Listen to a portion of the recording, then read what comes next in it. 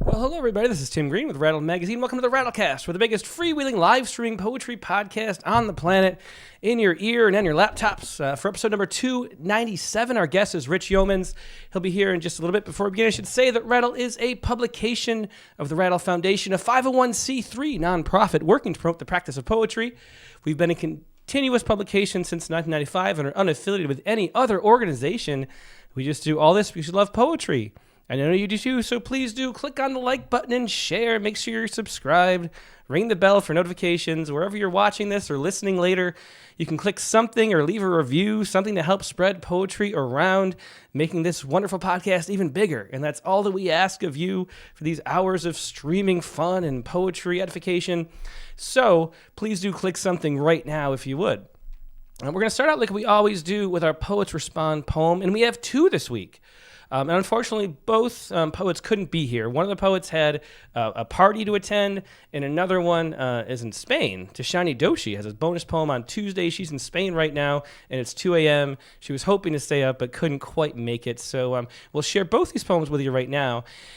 And if you haven't seen yet the poem of the day and the video based on the poem of the day, the poem was Jeremy Voigt's ode to skateboard guy who took munitions from ICE in L.A., walked away, and flipped them off. And I think we're going to play before, just in case you haven't seen the video, it's really worth taking a look at. So I'm going to just show without audio this video of skateboard guy. This is courtesy of Instagram, Modern Notoriety's post. But check it out, him walking through that crowd of rubber bullets and non-lethal rounds, just walking away, then flipping the old bird. That's what the poem is about.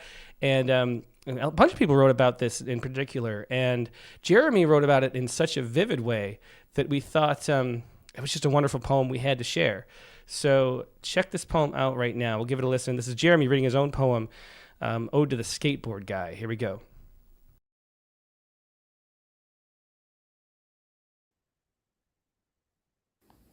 Ode to skateboard guy who took munitions from ICE in LA, walked away, and flipped them off. You look like half my friends from 1994. Baggy pants, bulked sweatshirt, beanie, or backward cap, can't tell through the haze. And double shoulder-strapped Jensen backpack. Board in hand, walking down the street like the street is an old friend who kissed your girl, and you want to rough him up, but not enough to lose a friend, 'cause she'll likely leave one day. Okay. You strut straight up to the ICE line, guard line, LAPD. Who can tell at this point? Uniforms beget uniforms, masked faces moving in the name of hauling day laborers out of Home Depot, men, fathers, hoping for a few work hours, a day's wage, trying to build something. The cops don't hesitate, firing gas, pepper, rubber bullets at you, one baggy man lugging his board, and you stand as if dared, holding ground, then parade away through powder and smoke. In the name of humans living out the abstractions tossed like ticker tape, hope, opportunity, freedom, actually living, a body buying buckets of nails and 2x4s in that orange warehouse, filling a flat cart, swiping a debit card, wearing Carhartt jeans, a sweatshirt, a backwards cap, wrist grabbed while sticking a wallet back in his back pocket, the whip of image flitting across his thoughts of his daughter walking through the door, home from school, his wife unpacking from a day of processing numbers or food, then he's gone, swallowed by cement. That body is body and ideal. That body is any body. Making a life is to foster enchantment in nails, cut lumber, the belief that working hard will actually pay off. How many who love freedom have the courage to stand firm on another country's ground? To find hope in hammers, in a single finger, and a slightly slouched shoulder. Yeah, so it's a great poem by Jeremy Voigt. And he said about it, my family was talking about the resistance in LA to the recent ICE raids, and my son showed me a video of the kid in the poem. I later saw it on The Daily Show as part of Jon Stewart's monologue. It seemed like such a simple, self-sacrificing image of defiance. The authorities are shooting first, which is disturbing, and the kid seems to know it and want to prove it.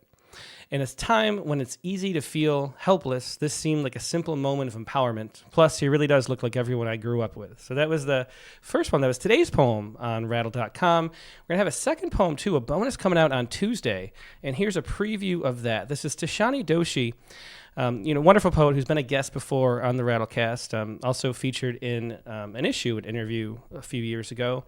And this is about the Madeleine, which set sail for Gaza. As a humanitarian aid ship. And Tishani says this about the poem. I'll read her note first. She says, apocryphal story, but still good. Someone asks Mahatma Gandhi, Mr. Gandhi, what do you think of Western civilization? And Gandhi says, I think it would be a good idea.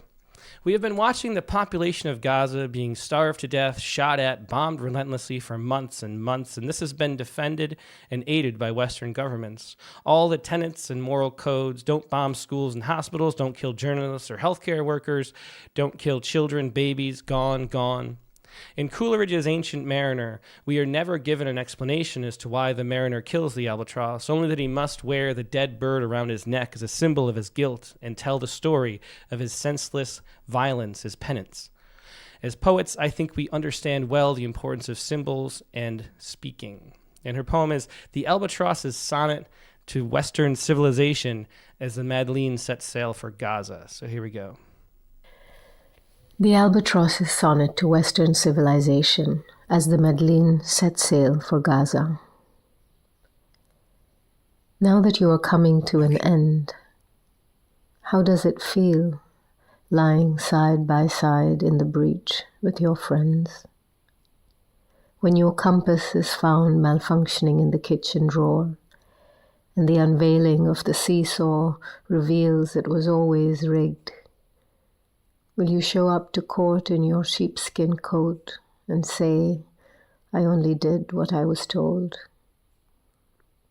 When we've circumnavigated the globe and seen the extent of the terror fields, when we've seen what we've seen, what we've seen, what we've seen, will you still ask, what can one boat do for the besieged?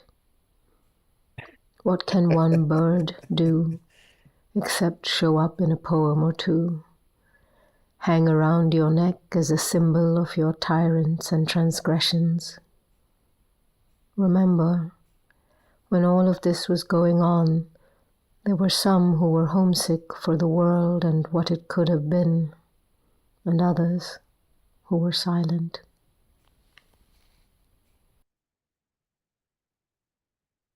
And once again, that was Tishani Doshi, Tuesday's poem, The Albatross's Sonnet to Western Civilization as the Madeleine set sail for Gaza.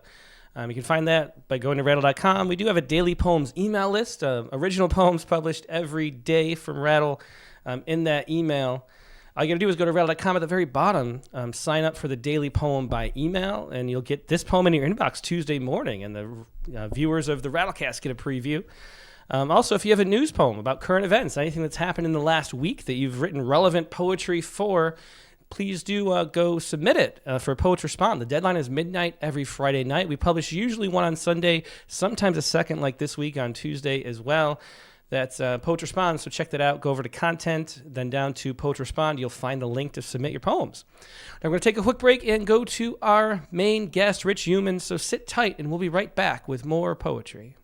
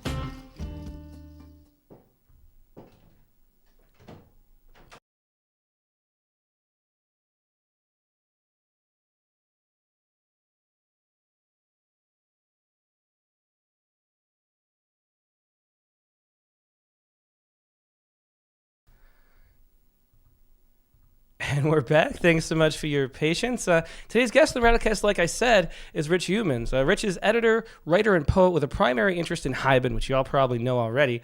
From 2018 to 2019, he served on the editorial team of Haibun Today, and in 2020, he became editor-in-chief of Contemporary Haibun Online and its related print anthology, Contemporary Haibun.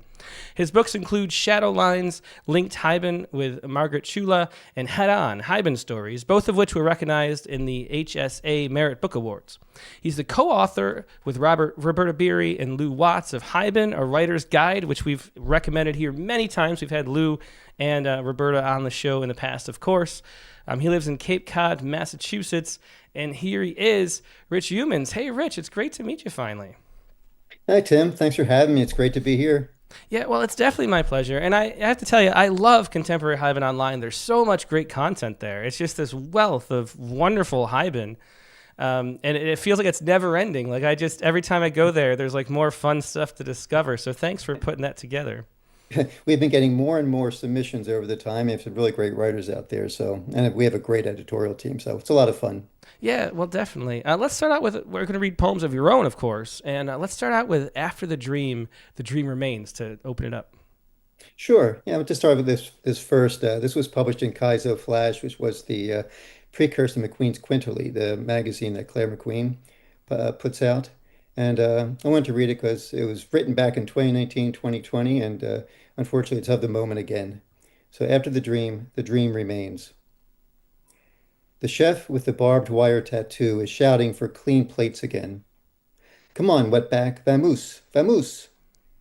Carlos feels the old snarl building in his throat, his Chimuco temper ready to erupt. He grabs a rack of plates, shoves them into the dishwasher, brings the door down with a guillotine blade, leans against the sink. The kitchen air smells of bleach and seared meat, and all the hanging metal pots reflect a smaller version of himself. Boom! The busboy hurtles through the swinging doors, carrying another clattering tray. Carlos jumps and takes the dishes, sprays off grease and chunks of fat. Yesterday, his brother called. Another raid, this time down at the car wash where his cousin worked. This is not how it was supposed to be. He pulls from the washer the now clean plates, their round faces shining. Border crossing. Saguaro arms raised toward the moon. Carlos begins washing off water glasses, rubs a rim until it sings. Marissa should be home from work by now, resting her swollen feet. Soon he will slip into bed next to her, her skin smelling of tree bark and cinnamon. If he's lucky, he won't have the bad dream, the crowd spilling from the funeral parlor onto Avenida Ruiz, the gang names spray-painted on corrugated shutters. Instead, he'll return to the plaza of their earlier days. Children chasing pigeons from cobblestones, their voices a flutter of wings. The air sweet with the smell of atole and charred banana leaves. The high sun turning their skin to gleaming copper, cobre reluciente, as if it were the most ordinary thing in the world. Border crossing, night river flowing into its own sound. Yeah, it was a beautiful poem. That was After the Dream Remains by Rich Youmans. And so, Rich, I always love, getting to know poets better and who they are. And I'm curious about your background, about what drew you into poetry. I saw somewhere that you've been writing Haibun and haiku for 40 years. And what was it that made you discover haiku and Haibun in particular? And what were you doing at the time? The first time I've always been interested in poetry. And when I was in college, I was just trying all types. And I found a book of haiku, like I'm sure everyone does. It was probably one of the early Harold Henderson books. And being young and ambitious and full of hubris, I thought, this is easy. I could do this, no problem at all. And I tried it. In fact, I wound up writing some horrible haiku about, I think it had a snake gleaming in moonlight at a tree. And I sent it off to Dragonfly. and they were very nice. And they said, this is what a haiku is. And I realized at that point, okay, this is not going to be as easy as I thought it was because it took a while. So I began writing, just just writing poetry.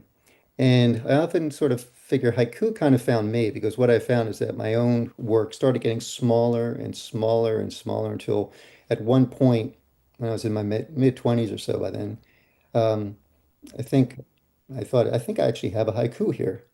And I sent it off to Frog Pond, where Elizabeth Searle Lamb was the editor, and she accepted it. She accepted two of them, and from there, I was hooked. I just started writing haiku. That became my main form. I loved the succinctness of it. I loved how it just captured moments. And but there were certain things that I wanted to express at times. And one of them, for a while, I was working at a group home for autistic children and adults.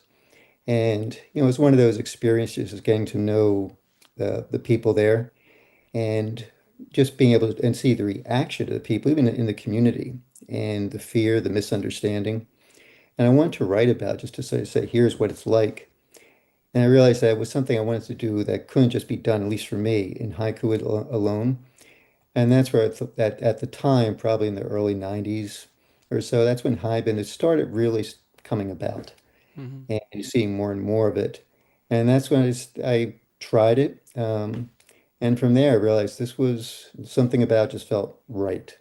And that's where, since then, I still write haiku, but so much of my time is devoted to Haibun. Yeah, well, that's so fascinating. My job before Rattle, I worked at a group home for adults with schizophrenia.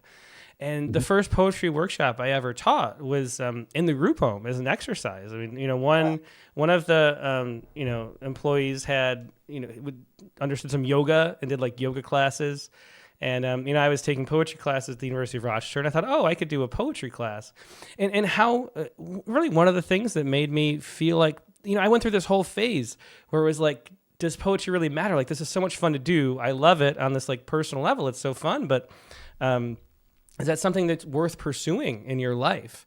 And in teaching a poetry workshop there and seeing how much came out and how much people enjoyed it and got in touch with themselves so easily, it's like, like I think too about that the way that if you meet a stranger like on a park bench over watching the kids play in the playground, it's so hard to get anybody to open up about real things, But then once they do, there's sort of this flood sometimes of everybody like really talking. And it feels like the same thing with poetry, where once you get it going, it just opens this dam in people. And I think that was my first experience with it. And so that was really informative for me and a big part of why I do what I do. So I'm curious about what your experience in that group home was like and how that related. Well, I think for me, when what I wanted to do was like you say, it's one of those things with poetry. It's really a way to get to know people. It's a way for people to express themselves.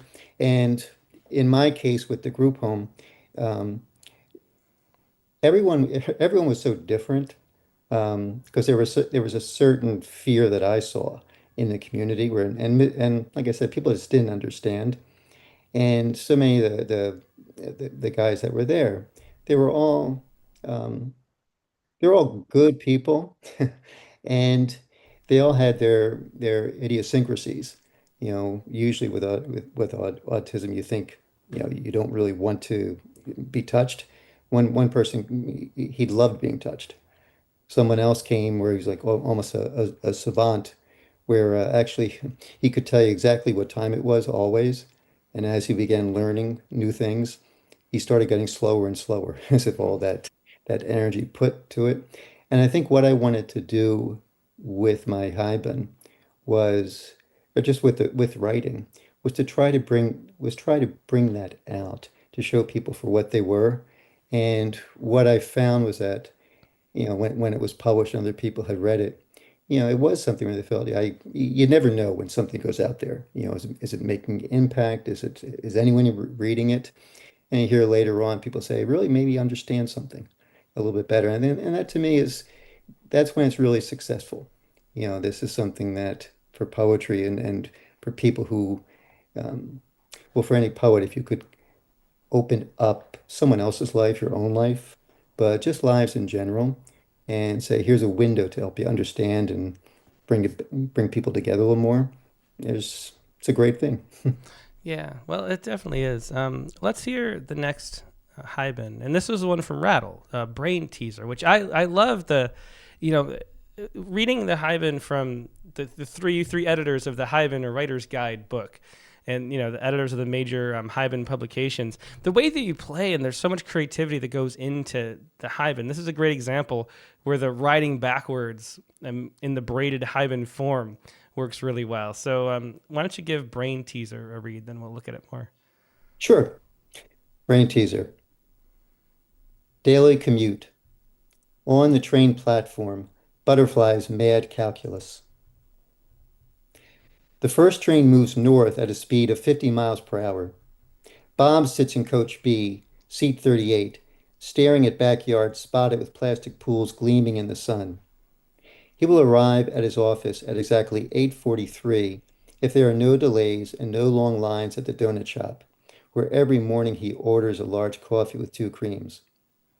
If there are no more than 3 people ahead of him, he will arrive at the office at 8:54 unless he is served by the redhead with soft green eyes and a voice like a field of wildflowers.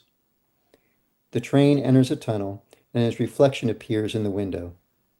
He takes off his wireframe glasses and sits taller, imagining all the things he should have said to her the last time. Riding backwards. The second train moves south, also at a speed of 50 miles per hour, past the backs of grimy brick warehouses.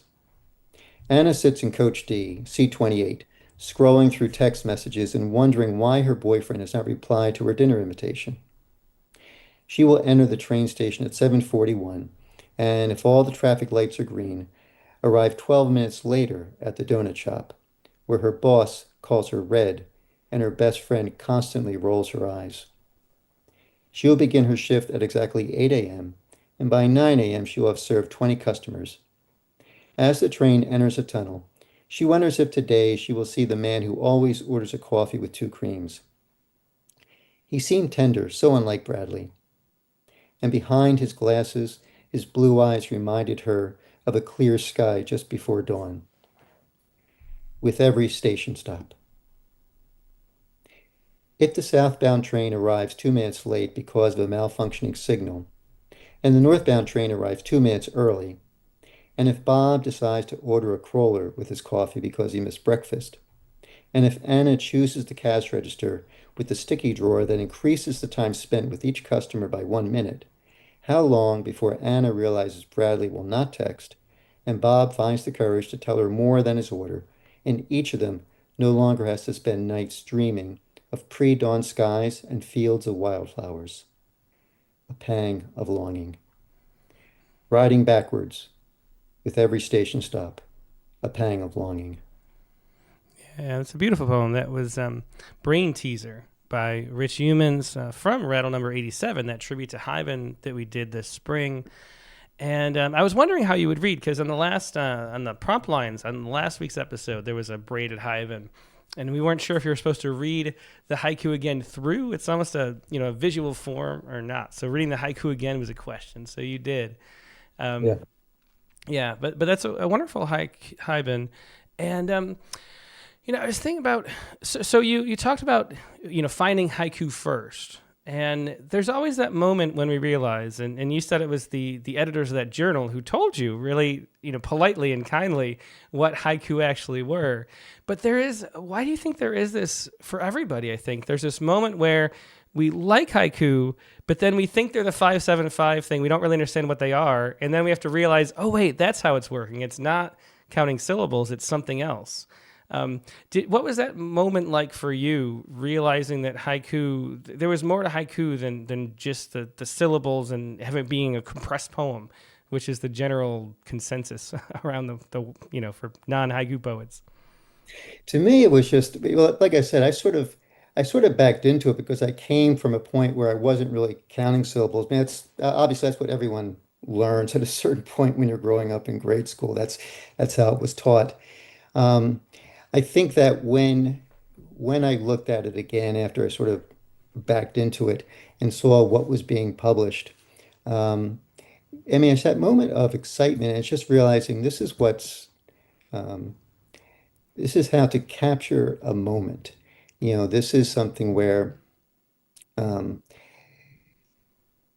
with with a haiku, it's so concise. And for me, when I read it, um, how much one of the things I enjoyed was the fact that I could actually bring myself into it. And that was one of the things where it doesn't oversay things, obviously, because it's so small. It's that engagement with the reader. It makes the reader interact a little bit more. And the fact that you're mentioning, with the syllables, it's really capturing how much can I hone this to really get the right words here. Hmm. So I know that's answering your question specifically, but it's something where it's like it's that moment for me was just it's like this crystalline moment that I realized this is a form that I just wanted to do. Yeah, and then finding the Haibun later. That seems like a process a lot of poets go through, where they like, haiku is the first love, and then they discover that Haibun adds so much to haiku, and the whole interplay between the different parts can contain so much in a form. And now you really focus on Haibun. I mean, you write mostly Haibun, and hmm you're editor of Contemporary Haibun Online.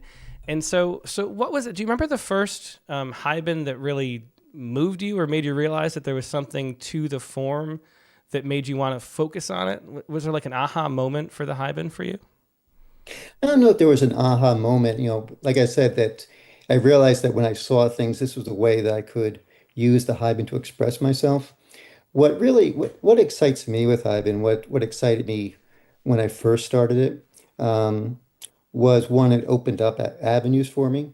But the other thing that it did, when I saw certain poets, and like one of the early poets I really liked was Bill Ramsey. We maybe in the early 2000s had a small little press where I was trying to do some chapbooks of Haibun writers, and the first one I did was Bill Ramsey's Ascend with Care, where he took chances. He tried to do different things.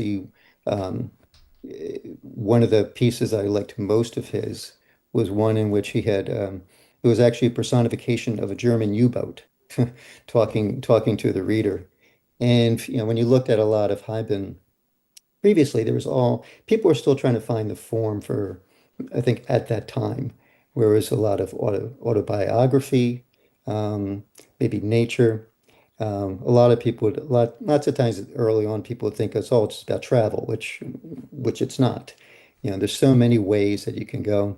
And I think that over time, what's excited me when I see how people are really taking the form and expanding it, using it to say so many direct things, but the way that they're basically taking what typically it might be like I used to call it like the dewdrop forms, like title, a block of prose, and then one little haiku, like it's dropping off, and the way people are just taking that and turning it every which way.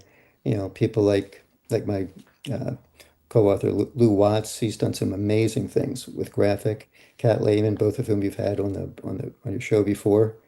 Um, so much that's going on right now with the Crafted Haibun. It's actually, this is probably one of the most exciting times for Haibun, I think, because people are finding it, and they're trying to figure out what more can we do with it. Yeah, it just opens itself up as a form, so much to possibility. And there's so many, like once you just start seeing a few people playing with it and more than just the dewdrop form, as you mentioned, then it just, your mind kind of stretches to all the different possibilities. And there's, all the erasure type Haibun and concrete forms and ways of weaving in the haiku differently. And it's really fascinating seeing it take off right now. It really feels like this is a wave of Haibun where it's really the biggest form going, I think, in all of poetry, because so many people are doing so many interesting things with it. Speaking of that dewdrop form, though, which is sort of the basic standard Haibun, the next poem up, one of yours, is that form, Light Touch. Do you want to read that and maybe just comment a little bit about how that became the form that most people start writing Haibun as a leaping off point? With this, with title, paragraph, one Yeah. haiku. Yeah. I think it's, um, I think it's just a natural. I mean, people would write. I mean, it used to be. When you would look back on some of the Haibun, I would say from the 80s or 90s. I mean, people were writing it, but there was some. I mean, it could go on for. There was some Haibun I read. It would go on for 3 pages before you'd find a haiku. I think people are just sort of figuring if I just could write anything I want and then just throw a haiku in, then it's a Haibun. Um, I think that I don't know why this became sort of like the default form. My guess is that it's probably the easiest when people are learning something. Um, you write a paragraph, you put up one haiku, and it's a basic form, so it's probably one that people would typically gravitate toward. Hmm. Let me read it, and I'm going to give a little shout out to my other co-author on the book, Roberta Beary, who this was published in Modern Haiku, and she was the one who pushed me to one make a better headline, a title, and also really help with the haiku. So this is called Light Touch. After the third eye hemorrhage, when dark spots hovered like UFOs, my mother prayed to St. Lucy. When the type in her magazine blurred as if smeared by Vaseline, she closed her eyes, asked Lucy to make her well, or at least let her see me grow up. And when we walked downtown, she always stopped at the Pine Street Church to light a candle in St. Lucy's name. Afterward, she'd take my small hand and we'd play our game, spelling out the letters of familiar signs. Woolworth, Rexall, Tom McCann. I raced through them, showing off my ABCs, but my mother read the letters slowly, carefully, as if each were made of crystal, as if, with just the right breath, she could make them sing. Shortest day, the prayer card's worn halo. And that was Light Touch by Rich Youmans. And you can see that the thing I think that makes this so popular as a shape is the way that it balances. Like if you have it about that length, you get the sense that the haiku in the prose section and the title are all kind of carrying the same weight. So it sort of feels like there's this like circular nature to it, where it gets more difficult to have that kind of balance if you have more sections. So it's like sort of more to manage, and so getting that sense of balance, I think, is easier with this style. But then that wonderful haiku at the end, shortest day, the prayer card's worn halo. It's just wonderful. You mentioned Roberta Beary helped with a title. Do you remember what the original title was? And I know she talks a lot about titling Haibun. So what was the original, and what do you think about titles generally? I don't remember that. I probably burned it from my memory. I don't remember the title of it, what it was before. Um, I think, Roberta, she has what she calls like the Trinity with the title, the prose, and the haiku. Um, Titles I think that they're incredibly important. Um, this is sort of like, this is the invitation when you're looking at something. And people, they unfortunately tend to overlook them, or it's an afterthought, or something where you have titles that like, hope, something that's just sort of cliche sometimes. And to get a good title, um, you've mentioned the book, you mentioned Lou, and you've talked about it sparks. It goes back to, with everything interconnecting. Um, where when you've read a piece, when you go back at the end and you look at the title, you know, does it have a new meaning to you? Um, does it contribute to the poem itself? Sometimes with some titles, for me, sometimes they just lead into a poem. They're still doing their work. They're not always going to have a play on words, but they have to do something. And that's where it's like, I think one of the areas that people probably pay least attention to sometimes is the title. And they can do so much more and have so much fun to play with sometimes. Yeah, it's such in so many poems, a missed opportunity. I mean, just in regular poetry too. so often on a critique of the week or something, talking about poems, it's missing a context, and just throw that in the title so that we know what's going on. We're not lost. And then that just fixes the poem. Other times, the titles can contrast and have a kind of cut and a leap and things to play with and make it more interesting or sound interesting. Yeah. There's so much it can do, and just slapping it on like a label is just such a wasted opportunity, I think. It can contribute. My wife, who's also a poet, she did a class once on titles. And one of the things that she mentioned is like when you're in a book, for example, but you're trying to get your work out there, this is the invitation. If you're going to have a title, what's going to make you read it? And is there something there that you can read, that's going to draw someone in? So it definitely it deserves a lot more attention, I think, than sometimes it's been given. Yeah. One more thing I wanted to ask before I forgot. You mentioned, how Haibun originally was kind of travelogue. It was something that Basho started doing, including haiku with those travel journals. Do you know when it became more in the Japanese? Like, what is the history of the Haibun growing out of that tradition? How steep was the arc for it to become more than sort of travel journals and broader uses of the Haibun? With Bashos, I mean, it was actually a Kikoban, a travelogue, and that was just one aspect because there had been Haibun before Basho was always usually viewed as the as the father. He's really the father of the modern Haibun, where he really honed the prose to a degree, introduced more Japanese vernacular, other words, Chinese words not usually used. But there was over time there was the travel log, but there's also more diary entries. I mean, diary writing was a genre.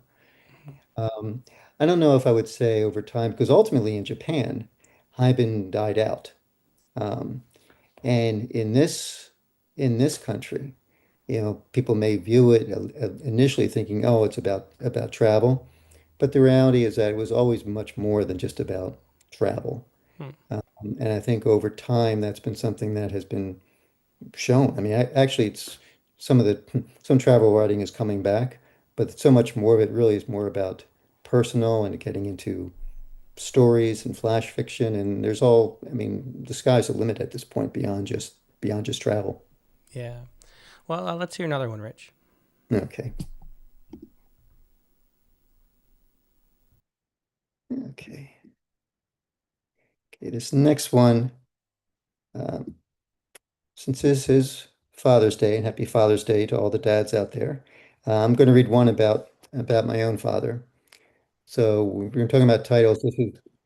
This is one that where the title really goes right into the poem and becomes a part of it, but also says something about him.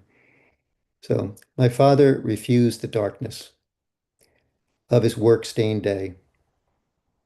Every evening, the gray pumice soap disappeared into his large palms. Lather built and oozed over the grease that raised his fingerprints into dark whirlpools, turned his nails to charred bone, deepened the lines of heart, head, life, and fate. The nail brush bristles spit flecks of soap as he scrubbed away the residue of failed transmissions, cracked heads, broken axles, and snapped timing belts. Maybe he also hoped to calm the grinding pain in his knees and lower back, the worry over bills and rent. He scrubbed and scrubbed until finally he held up his hands in the kitchen light. They dripped and shone, reborn. Soap bubbles slid down in patches. A few single orbs drifted off in iridescent wonder. His smile said it all. I think of those days now, with the nurse gone and the rattle of his breath faded to unbearable silence. I think of that smile and stare at his hands, their nails still white and glowing, defiant to the end. Crescent moon, as if that's all there is. Yeah, another wonderful one. And that one of those Haibun with the title Reading In. My father refuses the darkness. And a wonderful haiku at the end, Crescent Moon, as if that's all there is. And this is something that you do often. We already saw it in a few Haibun, but this monoku with a gap between two parts. and I haven't seen that form very often. What is it that you? Why do you feel the shape of it is should be going that direction? Um, in this case, I think sometimes I do it various ways. And in this case, I'm not sure there was a specific reason behind it, other than I don't think there would have been any um, when I look at the breaks after Crescent Moon, as if that's all there is. I think it just worked better as a single line. It just sometimes it just sort of comes at you as like this is how it feels. This is what it should be. Hmm. Yeah, yeah. In mono stitch coup we've seen a lot, but having that break, that few extra, you know, spaces is something that I just haven't seen very often. And and I so often, or not maybe so often, but occasionally there's a haiku that comes and it wants to be like two line, like a duo coup, I guess you Hmm. call it, but it ends up being like, to me, the comparison, it ends up being too much of a comparison. It's like this to this. It feels too much that way if it's on two separate lines. And so moving it out like that, I think, makes it blend together a little more.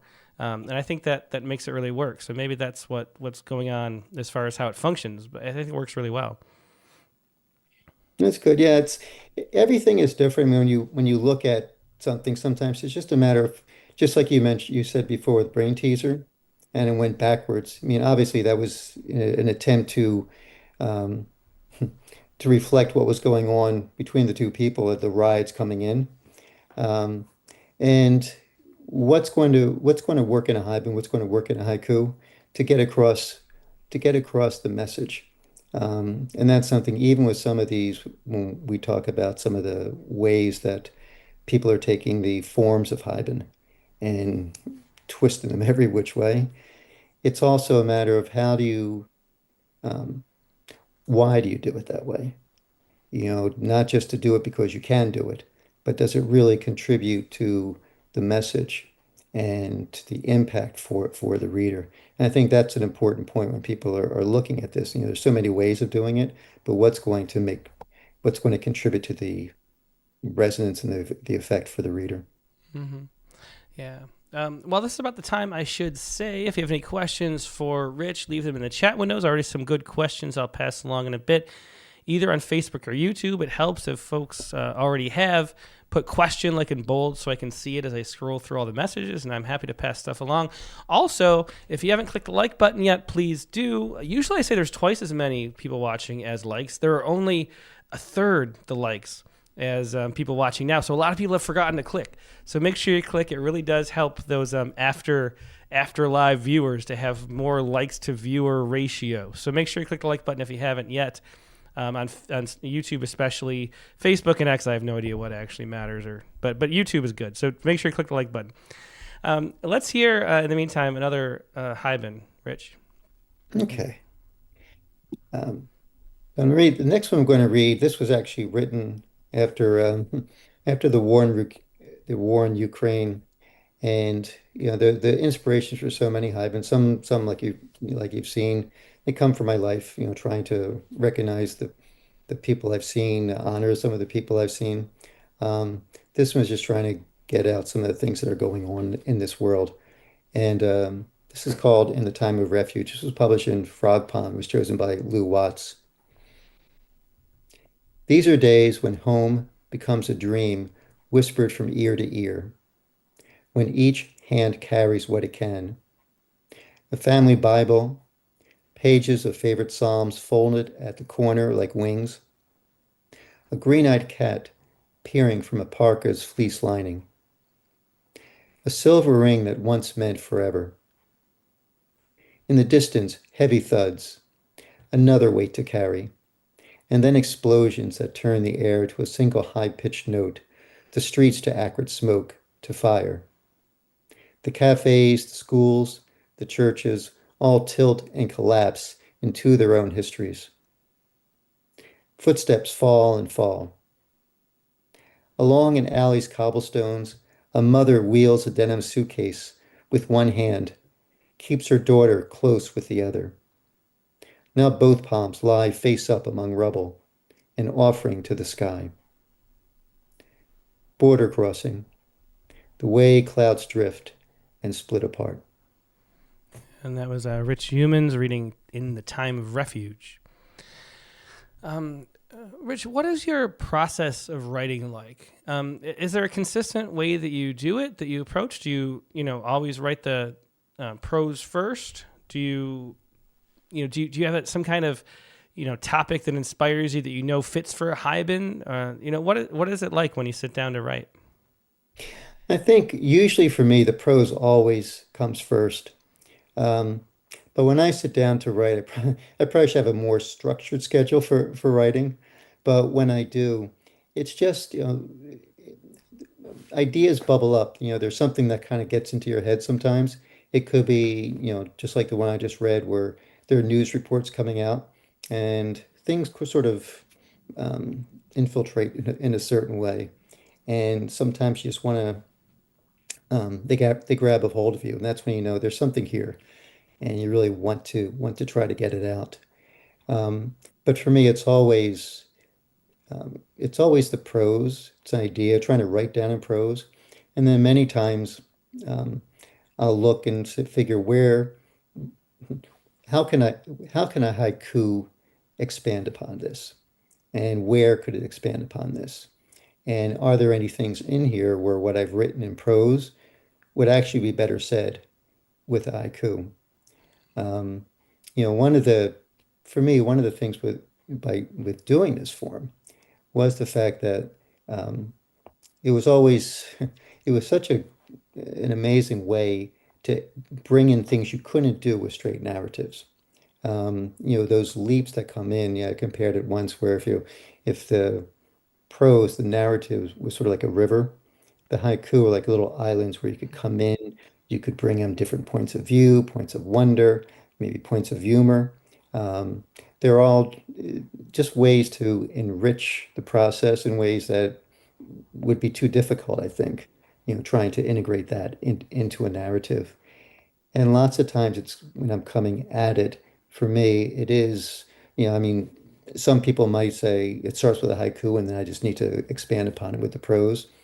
For me, it's coming at it the other way, where I look at the prose and then it's like, how can I expand upon this by adding in haiku and enriching it in that way? Mm-hmm. How much of that comes in the editing process? It's the kind of thing, it's a kind of form where it seems like you can tinker with it almost endlessly. You could, be stretching out, pulling out things, adding. I mean, there's never enough haiku, right? So, yeah. I am an inveterate tinkerer. As I will show my wife something and she'll in the morning and she'll read it. By the time she comes back, it's like, oh yeah, that's been changed already. So, but it's something that's constant where there's a lot that goes on. I mean, for me that it is something that there is. It always comes down to that you said like what they used to call desk haiku. Haiku didn't come like this flash of inspiration. There it was like this instant message. It was something that you really worked at it. And for me, it does take it's one of the things with writing that I always found most difficult um, to learn or to accept. It was patience and waiting for things sometimes to come because you could work at it and work at it. Sometimes they come quickly. Sometimes it just takes a while. And for me, I've had pieces that have taken decades before they were actually published, and some that have gone through, almost like a hundred revisions. Mhm. But it's still a lot of it does come at the editing. To me, that honing is a crucial part of it. Yeah, and giving that so much, it's just a form that invites itself to editing so much. How do you know when a poem is actually done? Because it feels like you could endlessly add and rearrange and move things around because the haiku is detached, which is sort of the beauty of it. That you can like leap into new voices and new perspectives, completely new times, and so there's sort of no limit to that. So how do you know when you're done? Um, well, I guess you get tired, but I think part of it is that so, as someone once said after a while, you're done when you've taken out a comment, put it back the same place. It's like that's enough. And Hmm. I think something like this, um, you just know after a while, like what are you trying to go for? And sometimes to me, it's not so much when you know when you're not done. When something's not quite right, it's just not sitting. And you're thinking, and sometimes it just takes a while. You have to, to go away. You have to come back to it.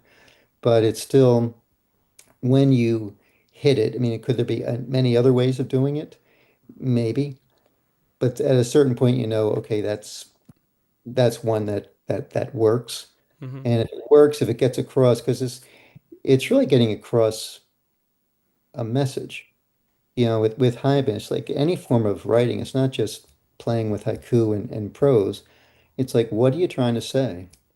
And how is this, what are you doing? What are the choices that you're making that's going to best get that across? And it's like with any type of writing, you could go on forever and try to say it again or another way. And after a while, it's just like, no, this has said it. It said it effectively. Could it be better said? Maybe, but it says it well enough. Hmm.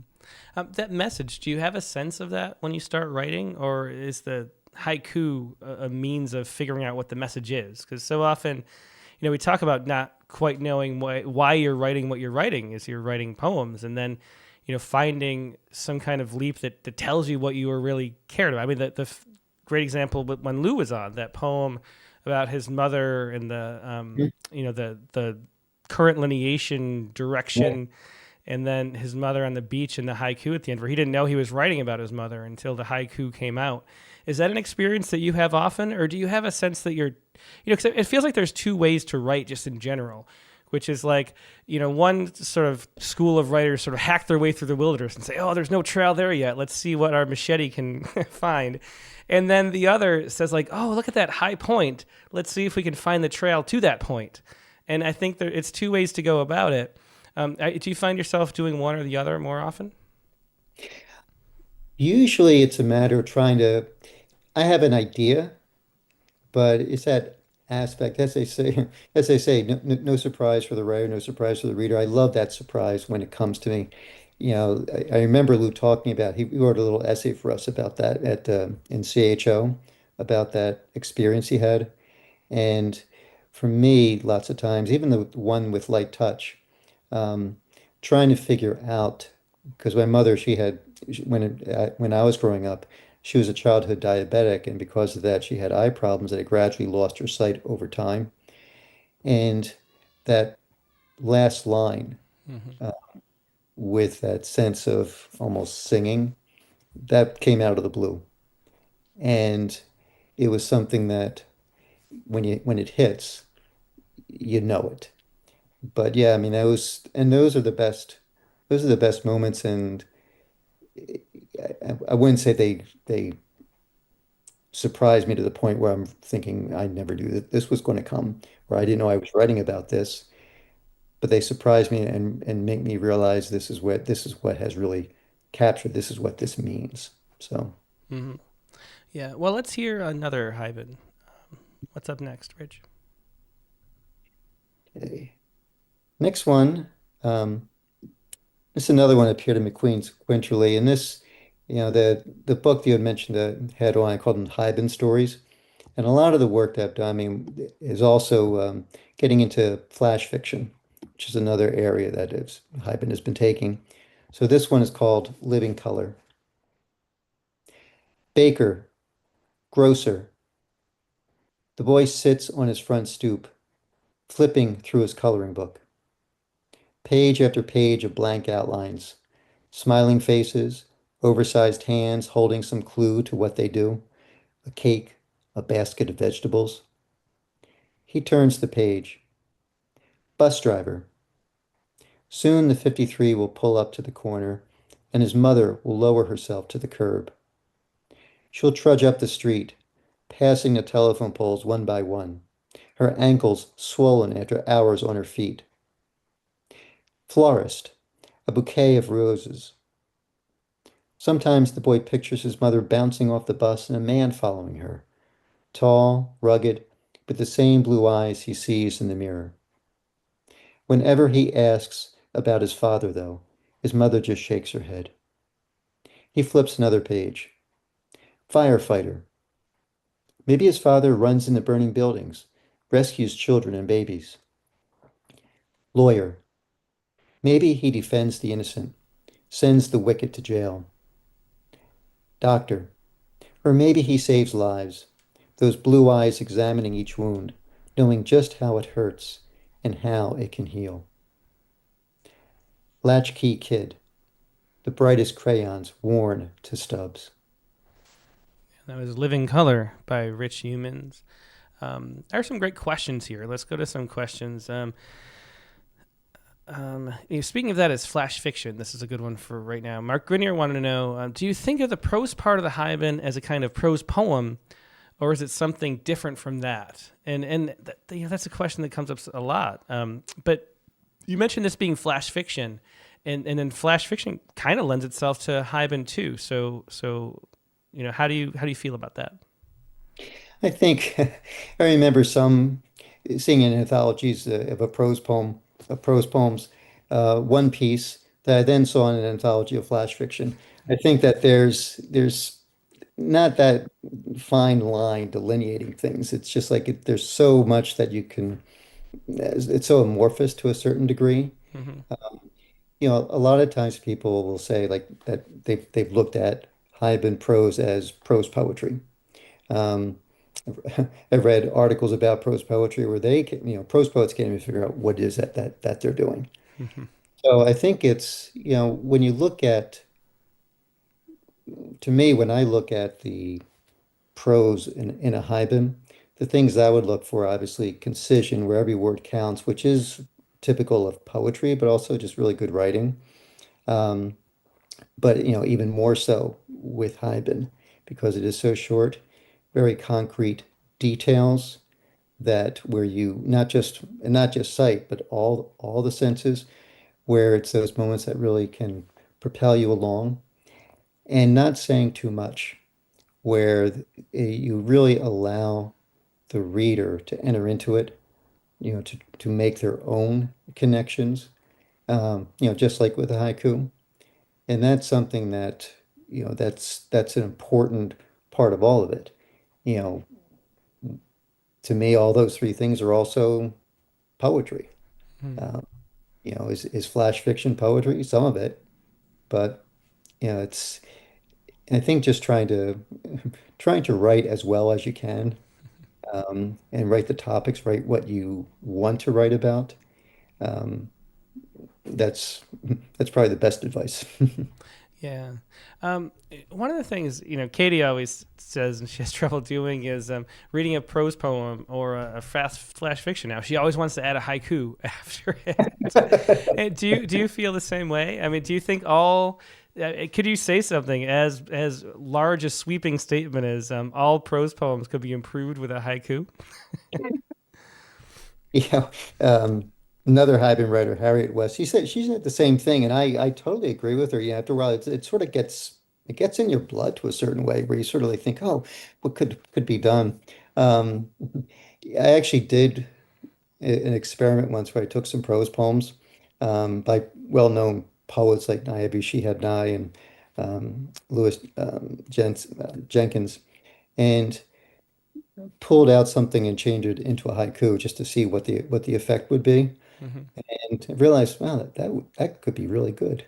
So yes, I think that it's I think that once you get into the habit, you begin realizing how much haiku can do and how much it can add to a piece. Um, I mean, I'm sure the poets whose work I did that to, their original work was just fine. It was excellent, but it takes it another way, and sometimes it does bring in elements that you just couldn't get otherwise. So yeah, I totally understand Katie, and yes, I'm with you. Yeah, I mean, so many poems are just great. I'm talking about reading submissions especially, but they're great. They're great lines. They evoke through images. You're sort of riding along with the poet's imagination, waiting for something to happen, and then nothing does, and it's over. And with a Haibun, that if you have a successful haiku, that's never a problem, which is a real relief. It was Ted Guevara here who says a related question. Do you feel awkward when you're writing just a regular poem after your love of the Haibun? Or do you even write regular poems anymore? I guess you define regular, but yes, I've written lineated poetry. I don't write it as much. I have done it in the past. Um, I'm better I'm better at prose than I am at lineated poetry. Um, so I don't feel awkward doing it. I just recognize after a while that I remember when I was in college with my creative writing professor, I would take in my lineated poems and my prose, and I would try to shove my poems to him, and he's like, "Oh yeah, this is fine. Now let's get back to this now." So Hmm. it's just the way that it is. I like both. I've done both, but there's still, I mean, like we're talking about, there's something about the Haibun form that allows me to say more and to say it in ways that excite me. Yeah. Well, let's hear another one. There's two left. Let's do Through the Looking Glass. Okay. Um, this is a braided Haibun. This was actually my first wife. She passed away very early on. She had early onset dementia, and I'd written a few Haibun about that. Um, and we were talking about the forms, and I chose the braided form because I think one of the things it does is sort of gets that idea of it emphasizes each line where I try to tie it into to the section before it. And it's also with the braided form, it kind of gets that disrupted state of mind to a certain degree. So this is Through the Looking Glass. That first time you had gone into the bathroom to brush your teeth. I was sitting on the edge of our bed, untying my shoes, thinking about the neurologist and his talk of plateaus. And then your voice. No! My hands froze. You okay? I called. Nothing. Then get out. Get out. Get out. By that time I was next to you. I caught your fist just before it hit the mirror. You turned to me, a finger to your lips. She wants to kill me, you whispered. All the shapes. In the guest bedroom, you met an old friend, framed in a rib of mahogany, its edges freckled black. The mirror had been a flea market find back when you were first married. We were first married and furnishing on the cheap. Your face softened when you saw her, that big smile turning your eyes to sunburst amber. You asked how things were, nodded and laughed. Then that smile again. I have to go now. You both waved goodbye. In evening fog. Toward the end, we took long drives because I didn't know what else to do. We wandered the back roads, past woods of oak and red maple that grew more bare by the week. We passed familiar landmarks, the gray shingled village mart, the four-way stop, and Al's bike shop, a spoked wheel hung like a good luck charm over its front door. Your eyes flashed as if in recognition, although it could have been just the sun's low angle.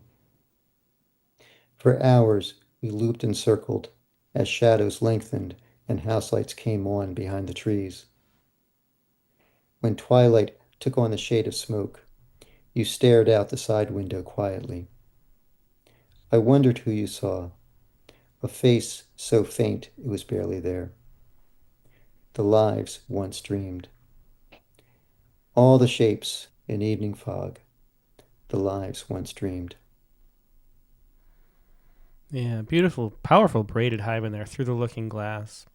And what is your? I asked Kat Lehman this too a couple weeks ago, but with a braided Haibun, what is it that makes you want to braid them, and how are you looking at the braid is functioning in the poem? I mean, why in that one not have just a haiku at the end, like in that more typical style, but have the haiku mixed in between?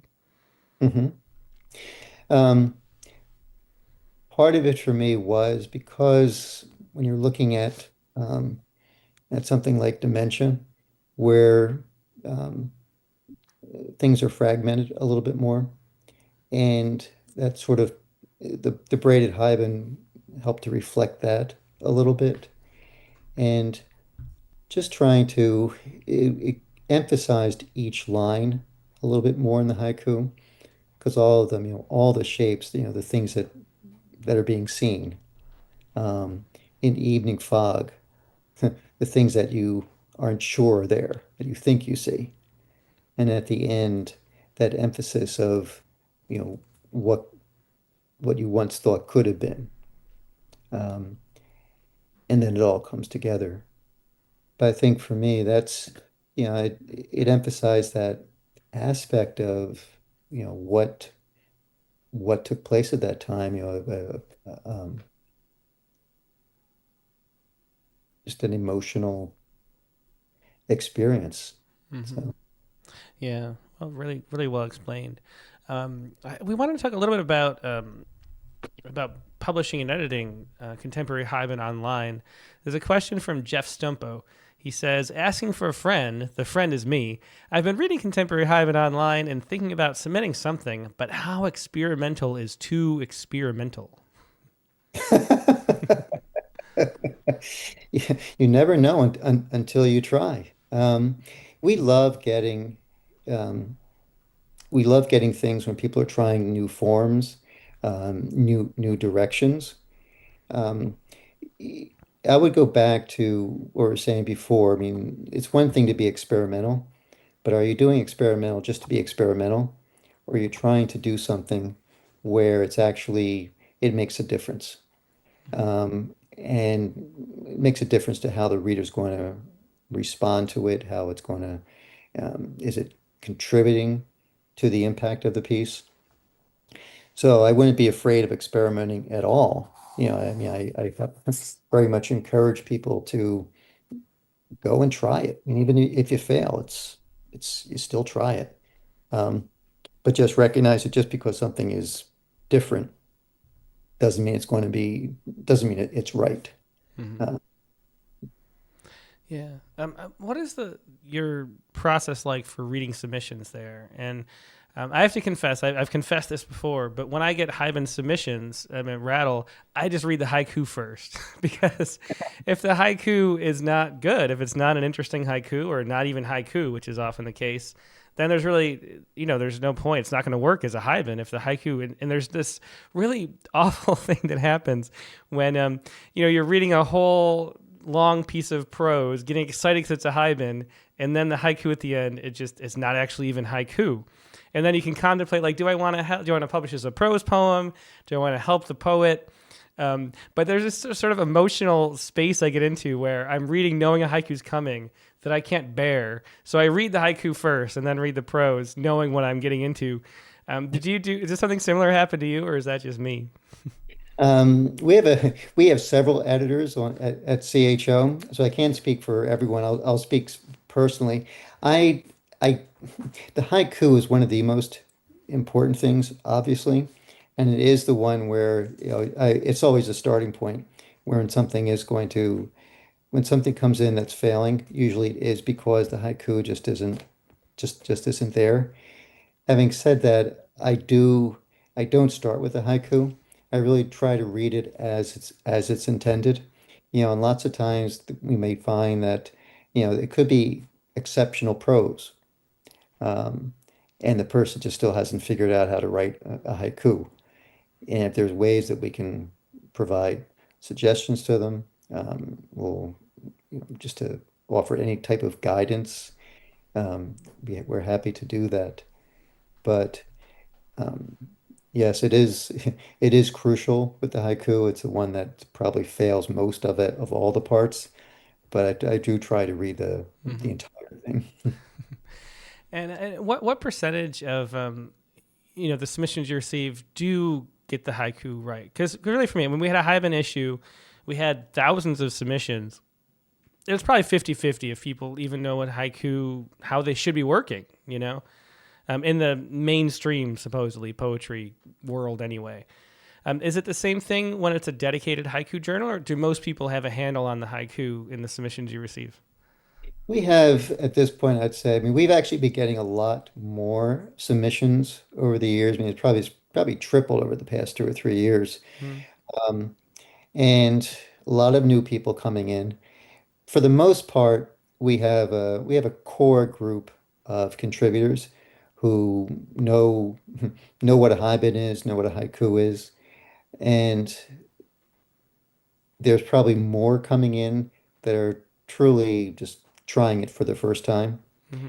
Um, so um, you know, we try to help as we can with something like that. But I would say, for the most part, still probably a majority are people who really understand the, Hmm. the haiku, and it's part of their it's part of their practice to submit to CHO periodically. Yeah. And how many submissions do you get for the magazine generally? Um, Last time for one issue, because we have a month-long period, I'd have to look. It all depends. Like for the Tonka Pros, we're probably like over 100. And for Hmm. the Haibun, it was about, last time I did it was probably like maybe between 300 and 350 submissions. Hmm. Not quite the thousands that you're getting, but it's a decent number that has been growing. Yeah, well, it's a relevant question too, because Zachary May asks here. I like this question a lot. I've heard a lot about the haiku community.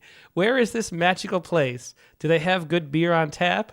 Maybe cherry blossom fruit ale. But it is, we talk it up all the time here because there is something that I just love about the haiku community. The slam community at the top was similar in how much people just loved what they were doing and the purity of it. There's not a sense of the infighting, I guess, that a lot of poetry that we're more used to as a community has, where people are sort of vying for the same academic jobs or whatever. Yeah. There's a sense that everybody's sort of trying to help everybody get better and just appreciating and enjoying what they're coming across in a way that's different. And I think that's how we talk about the haiku community. But how do you envision the haiku community, and where is the magical place? Um, I think it is a very supportive community. I think it is like a little tribe. And one of the things even when we did this book with the Haibun, um, we want to try to break out of the bubble that can occur sometimes because it can be very close knit. You see the magazines, you get very familiar with the people. And you have like you had gone to Haiku North America, the annual conference. You could see, I mean, for many people, it is like a homecoming. So it's a great um, it's a great community in that way. Um, um, but I think that, it'd be nice, what I would like to see at some point would for be a better understanding. Because I also get the feeling that, it's almost like, as it's being phrased, like this magical little elfin world that if you say the right magic words, it will suddenly appear in front of you. And other than that, as if you're elsewhere in the poetry world, you don't really. It's like, oh, that's just haiku. Hmm. I think that for people to recognize, I mean, there was I think when Dana Hoya, if I'm pronouncing his last name, when he was the editor of the Best American Poetry, you never see haiku. And the only time I ever saw it when he edited, there was this excellent sequence of haiku, but he was trying to be inclusive. For the most part, that never happens. It'd be nice to see more people become aware of what's going on there in haiku, just because it's not just a community of people who just want to support each other. It's also people who are very serious about writing Hmm. and as a literary form. Yeah, and I feel like the reason why it works so well is because it's not an academic pursuit. There aren't haiku programs, MFA programs, and so you don't get that infighting and trading, trading off awards and all the stuff that happens.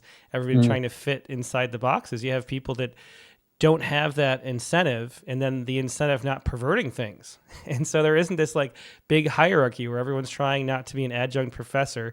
Most people in the haiku community have other jobs outside of teaching poetry, which makes for a real authentic. It's smaller because there aren't as many people doing it, but there aren't people that are doing it for other reasons. Yeah, I mean, when it's small, I mean, it's people all over the world. I mean, it's a worldwide network. Um, is it, I'm not sure, I guess it would be smaller compared to, the academic side of it or the poetry that you're talking about. Um, and there have been, I remember in the past, there have been sort of like little wars that would spring up about, is a haiku, if it doesn't contain a season word, is it a haiku? And people going back and forth. I mean, in any community, there's always going to be some, some give and take. Hmm. But, it's, all I can say is if anyone who would come into the haiku community, I think they would find it to be a good place where you can do work and actually learn. Yeah, yeah, definitely. I mean, you mentioned that Dana Gioia, and he has that essay, "Can Poetry Matter?" way back in the '90s, talking about the really lamenting the professionalization and how there's so many programs, so many MFA students graduating with a master's in writing poetry, and it's Mhm. just building and building and building, and that's the downside. And the positive side of not having that would be, I think, having a space more like the haiku community, which does just feel different. And when I went to the Haiku North America with Katie, that anthology that you have with all the participants, and everybody has one haiku in there, and they stand up and read the haiku. Mhm. It's on the screen, and everybody's happy for them. It's like this. I want to hear the next haiku. I want to see who wrote that one, and it's so much more positive than the AWP conference. I hate to say, which we're trying to go to later. Well, anyway, let's see. So if somebody wants to submit to Contemporary Haibun Online, do you have any advice or suggestions for them? Because I know a lot of people do. We write a lot of Haibun around here. So Mhm. do you have any advice for people who are submitting? I think the best advice I could give would be, like any publication, read through it, get a feel for what it is. We also have a resources page. And for anyone who's coming in who's not really familiar with Haibun, that would be a good, or Tanker Pros, we have that as well in Haiga, but that's a good place to start, just to get a better feel for what's out there, and get a better understanding of all three forms.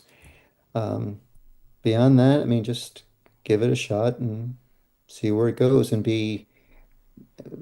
I would suggest be receptive. It's like, because and don't give up. Because you come in, if we see something, we can get so much time is limited. Mhm. We can't always give critiques of everything that comes in, but it's something where, if if you don't get accepted, sometimes you might get something in saying if you can do this, this, and this, that would improve it, and it, consider it.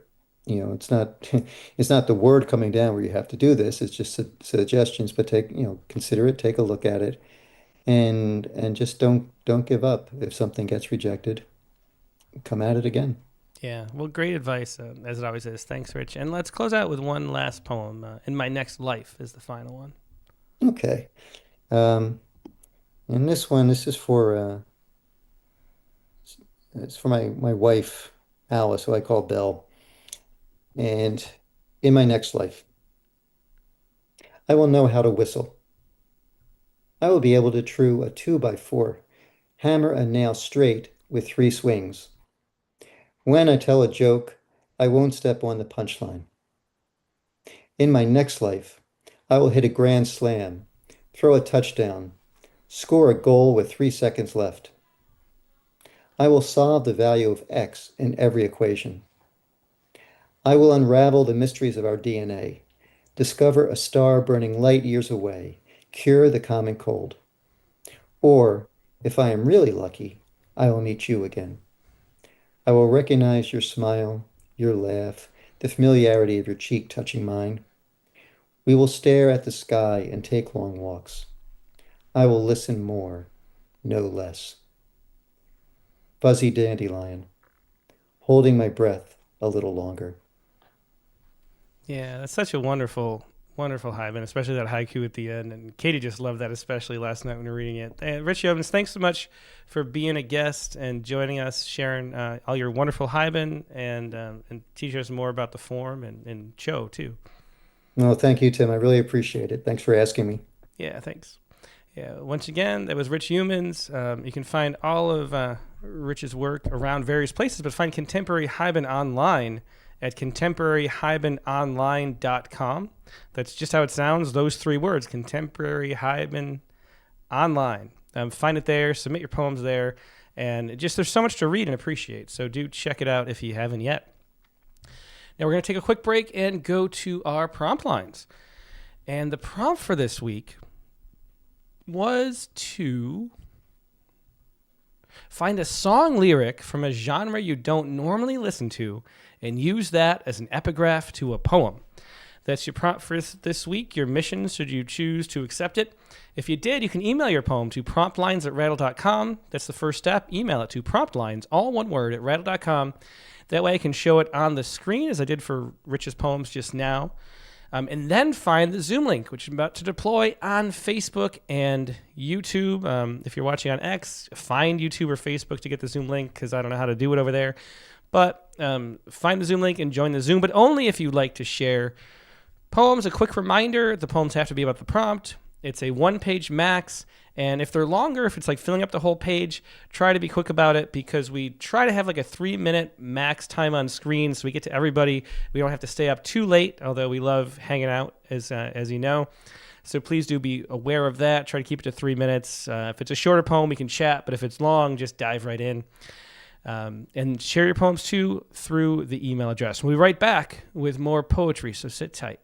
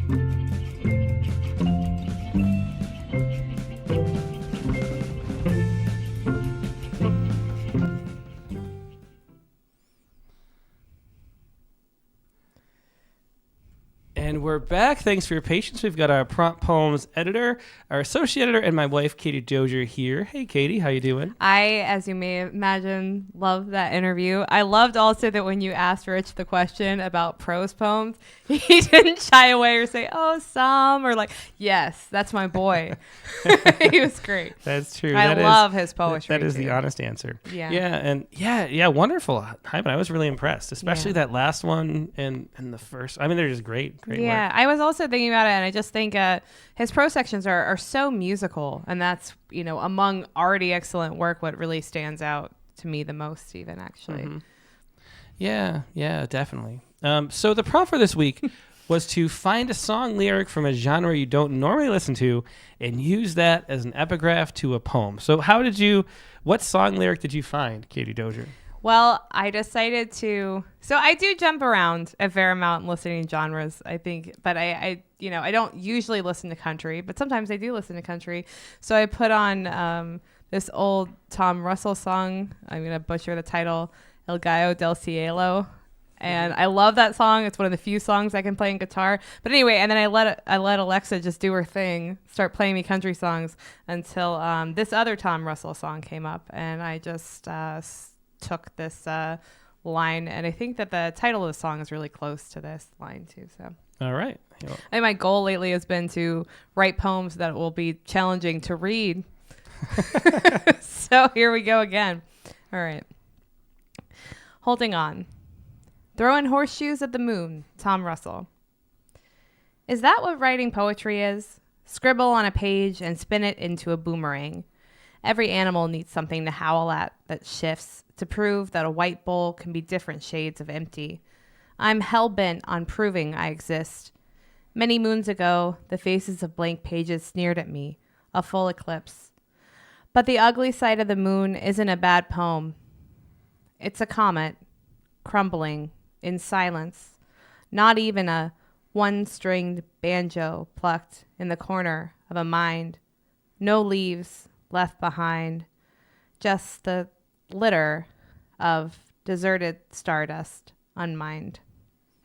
Yeah, well, beautiful Ars Poetica, and I love how you threw everybody off by, everything's crumbling, and there's a Haibun, and then no.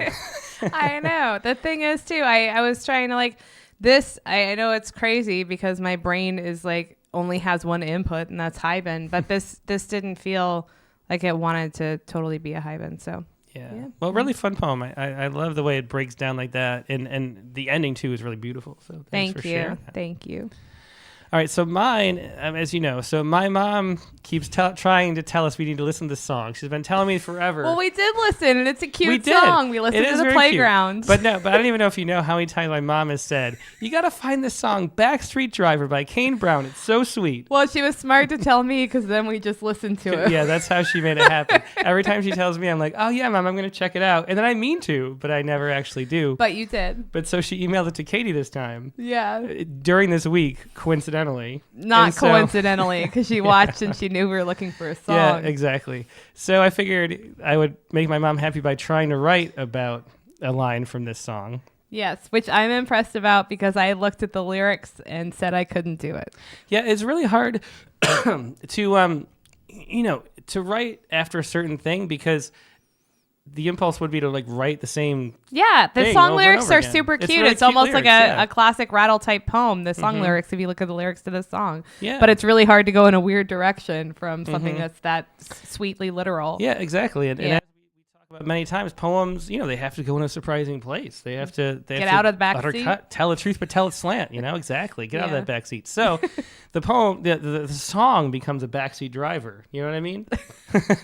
And it's very hard to write a poem, but I tried. I did my best. And so I think the cutest lines, it's this girl in the back seat asking the dad all these questions. Do squirrels have houses in the trees?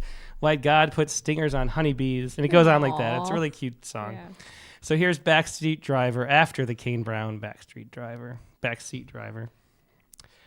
No, they have nests called drays, though the squirrels don't call them that. It's just a word we made up because shaping our grunts into songs uses less energy than gesturing at the sky all the time. Besides, our big weird thumbs should be used for important things, like poking sticks into termite mounds. They are like houses, though, the drays, and they build them themselves out of twigs and leaves and bark and the yellows of the trees. The squirrels only watch, twittering in the distances, as the juveniles learn how to turn the sticks into hammocks and hoist their cozy little roofs. It would probably be a saying. Every squirrel builds their own dray. If they had sayings. They do say things, though, with about 30 different sounds, which are more calls than phonemes. A distinction we make with our phonemes, which are more the parts of sounds than the sounds themselves. The squirrels have calls for hawk or snake, for come cuddle and back the fuck off. The bees, though, only dance and share their pheromones, which are even less like pheromones than the squirrels' calls. We have them too, the pheromones, and the dances, though mostly it's swaying on opposite sides of the gym and too far for the pheromones to reach. And God didn't give bees the stingers. They're remnants of their ancestors' ovipositors, an organ that they used to lay eggs. But with a queen and a colony, the bees found them more useful as pokers. Besides, they had honey to protect, like you, honey, in the back. And now that you've fallen asleep, I'm sure you won't mind if I pick the next song. There you go. I put my daughter to sleep. I did the ultimate sin in poems. I wrote a poem that was exemplifying boring. But that's... Well, I have to say, this is super cute in that it reminds me of like all the 4 kids will like try to save up, any question that they have about the universe, and they'll ask it at a moment that they know that you can talk, and they get really excited too. And I'm glad in the age of Googling everything, the real answer they want is your version of this moment. So it reminds me of that. Oh, well, thanks. Well, my mom will be happy that we used that. Anyway, the other irony is I was thinking it would make such a better Haibun, Yeah, well, no. But well, anyway. hey, well, you could turn into a Haibun. Yeah, we did stopping you. Haibun last week. Yeah, So. Haibun is a lifestyle choice. Yeah. It is not a weekly. All right. Well, anyway, that was my my non-Haibun poem. poem for the week. Let's see what everybody else has, and let's lead off with Christiana Doucette. Hello. Hi. Hey, Christiana, great to see you. Good to see you too. Pulling up my poem over here. I wasn't expecting to be first. Yeah, no problem. It was an exciting day over here. This has nothing to do with my poem, but my dahlias started blooming.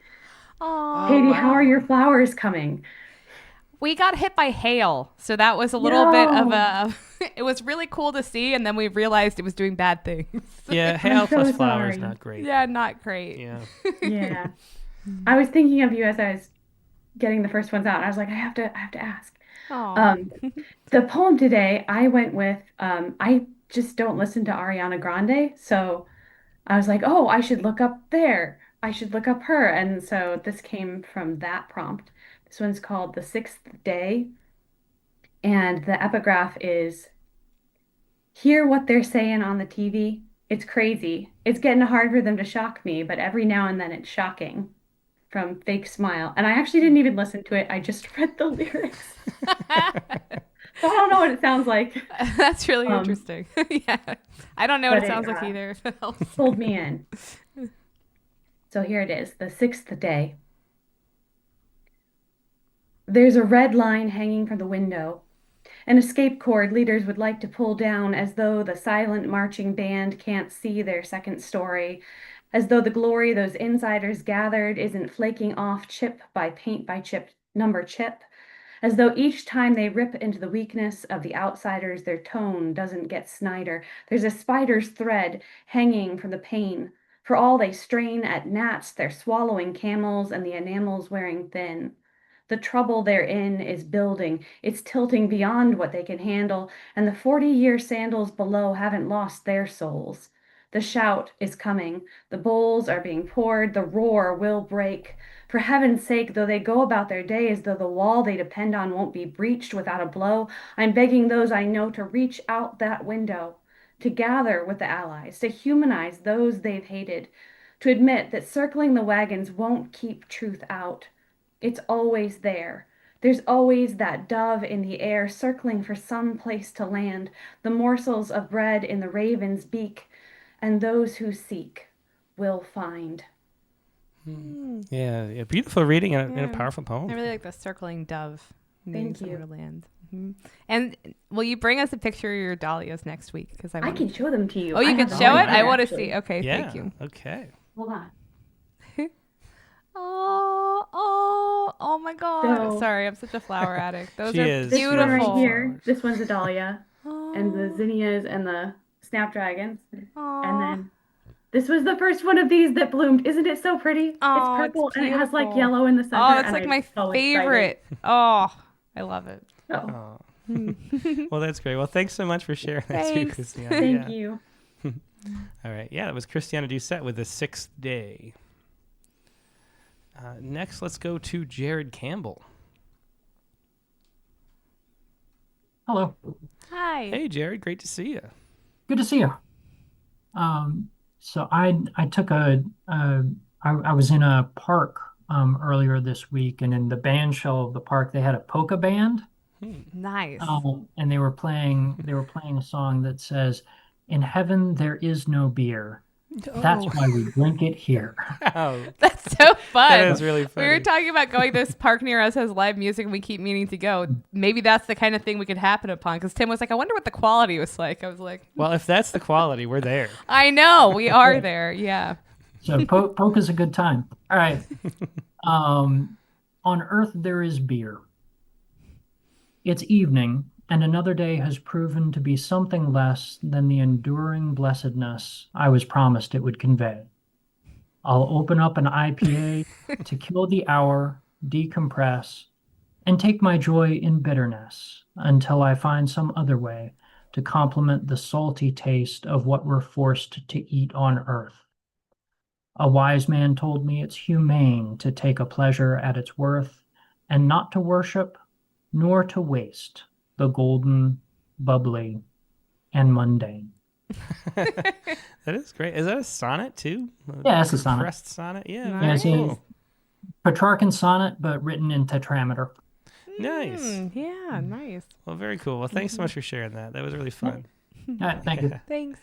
Yeah, thanks, Jared. It was Jared Campbell with On Earth There Is Beer. All right. Next, let's go to Audrey Friedman.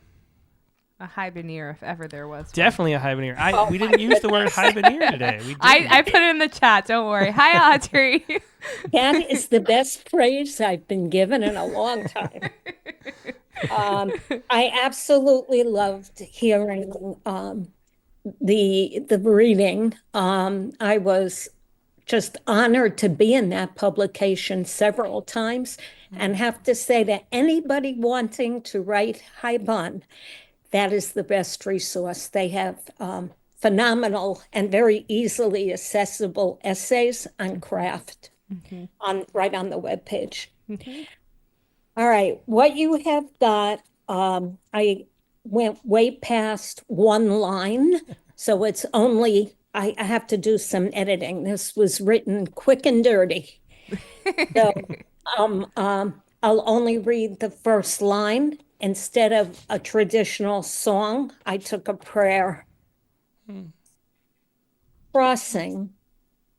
Glorified and sanctified be God's great name throughout the world, which he has created according to his will. And that's the Mourner's Kaddish.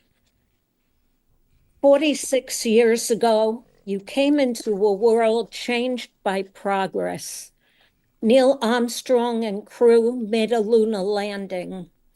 It was the future unfolding. Nothing seemed impossible. Women born then became engineers, astronauts, and doctors. And you went to medical school, learned the ins and outs of the human brain, of complex neural pathways and how to sidestep the inevitable. With scalpels and gamma rays, with new diagnostics, you were in the business of saving lives. But not one of your cohorts can save yours. No visitors, please. Let the angel of death stay on the other side of the hospital room door. You are still too feisty to welcome his shadow. However, as you fend him off, you doze. His shadow slides under the door and nears you with the tubes and monitors sprouting from your shadow self. You spend your last days playing rummy and go fish with your children before entering hospice care, desperately trying to laugh. Yit gadal v'yit gadash shemei rabbah. Yeah, very touching poem, Crossing. Thanks so much for sharing that, Audrey. Yeah, thank you, Thank you Audrey. for listening, and thank you for the prompt. No, definitely, yeah. That was Audrey Friedman with Crossing. Next, let's go to a Great title first-time too. caller. Sorry, the title hit me again. I love it when the title hits you again at the end. Sorry, I had to interrupt. Yeah, that was a great Go title. ahead. It was very lot. The Haibun, knowledge and wisdom. Yeah, I used know. in the title. Audrey always has great titles. Yeah. Oh, thank you, Katie. All right, well, let's go to a first-time caller, Rahaf S.A., who's been leaving wonderful comments on the last few episodes. So it's great to see you. Hello, hi, Katie and Tim. Hi. Yeah, thanks so much for joining us. And where you're somewhere where are you? I'm from Saudi Arabia. Oh wow. Yeah, well, that's Yeah. wonderful. Yeah. Thank you. So my poem is titled Sweet Dreams. I know you said that I should use an epigraph, which I did, but I also included another song at the end. Great. Thank you. So, Sweet Dreams. You better come on in my kitchen. It's going to be raining outdoors. By Robert Johnson. She stood behind the door, her hand choking the handle. It should have been the first sign, or maybe the moaning of the wood as it tried to run back to the forest. She said it was the wind, but I know it wasn't, and that nature is kind to nature. I smelled the sugar burning in the kitchen, somewhere between pecan pie and misery. She beckoned me in, saying it was her mom's recipe. Her profile said, a widow and a single mom looking for a serious relationship. I stepped beyond the door back to my elementary school. It was only me, Adam, disappointment, and our teacher in the classroom. She read us a story, and we huddled under its shade. My thumb was pressed against Adam's Twix bar, and my eyes thought it was gold. I heard my teacher tiscat Hansel and Gretel as they left the forest behind them. I withdrew my thumb, hid it inside my fist like a squirrel escaping to his hole. My thoughts at that time were, wouldn't the sugar kill them before the women? Spoken like the wife of an old diabetic man abusing a buffet. After hearing the story, Adam released the bar and it slithered into my bag. I was teleported back to the kitchen with a clang. The sugary syrup felt crispy on my face, like the glaze on creme brulee.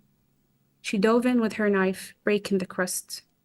She was kind to take me to the forest, where nature is kind to nature, as she should have been with me. I heard the crunch of a twig under her feet as she walked away. The sound reminded me of that day. I still can't help but crave that bar. His thoughts, like 100 moths, trapped in the lampshade, somewhere within, their wings banging and burning. On through endless night, forever awake he lies shaking and starving, praying for someone to turn off the light.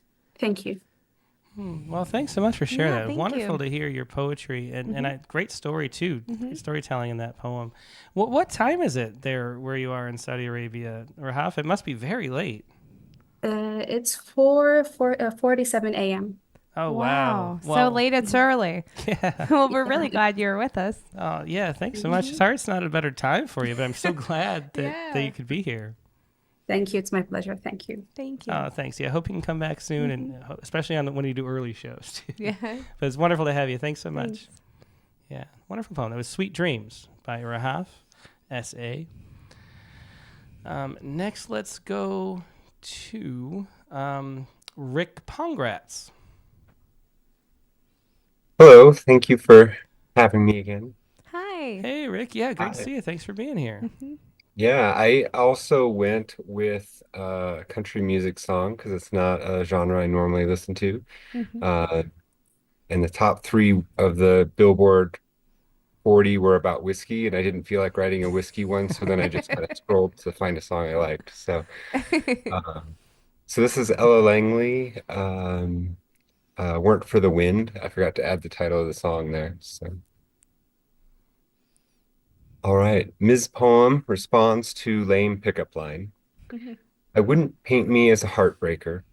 I mean, I would, but not the way you think. My hues will trick your brain, slip on a new frame. The magpie lying still, your dead child. The lost Birkenstock, your estranged spouse. Apple out of reach, your father's love. Oils with soothing syllables, melodic meter, occasionally some pointed prose. A cubist, I've scrambled your red fibrous organ.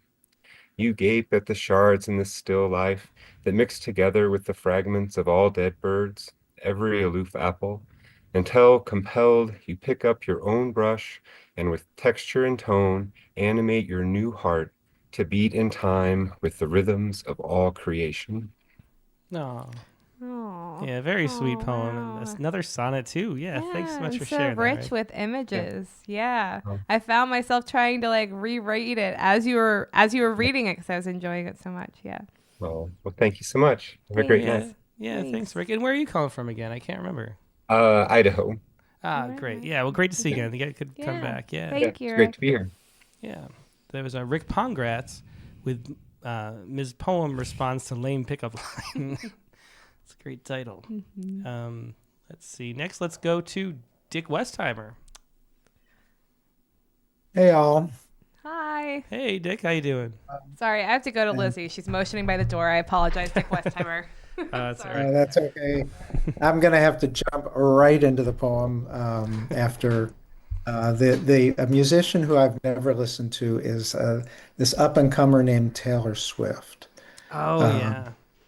Not only do I listen to her, I could play like a lot of her songs on the guitar because I used to do that with my dog. So I reached out to our family chat thread and said, share some lyrics with me. And frankly, there weren't a lot that kind of moved me, but I like this one and ruminated on it for a while. And you know what poetry does? It's so weird. Yeah. Laying Stone. And from, I don't know the song, we gather stones, never knowing what they'll mean. What I remember most about that day was not my heart attack, not the tractor nearly tipping into the creek, not how hard it was to rouse my 16-year-old from sleep, or the morning sun that illuminated the dust motes suspended above his head. It was the joy of prying a perfect slab stone, and then another from the dry creek bed. We were looking for pavers to mark a path through the garden's gate to the bench I'd made, but never sat in.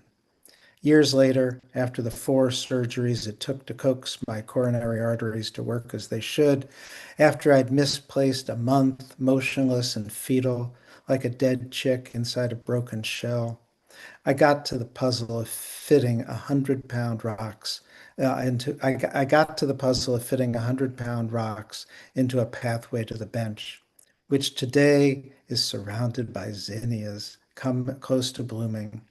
Each of those stones is embedded with the past, my childhood searching for intact brachiopods, my son helping me back to the house, the moment when the shell I called depression cracked open, and I went back into the garden. And yes, the bench I've still not sat on makes a fine place to prop my rake and hoe.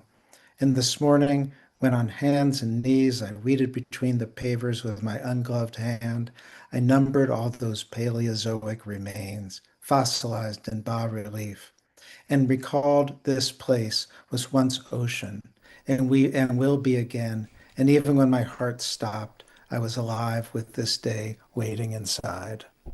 Oh, very cool.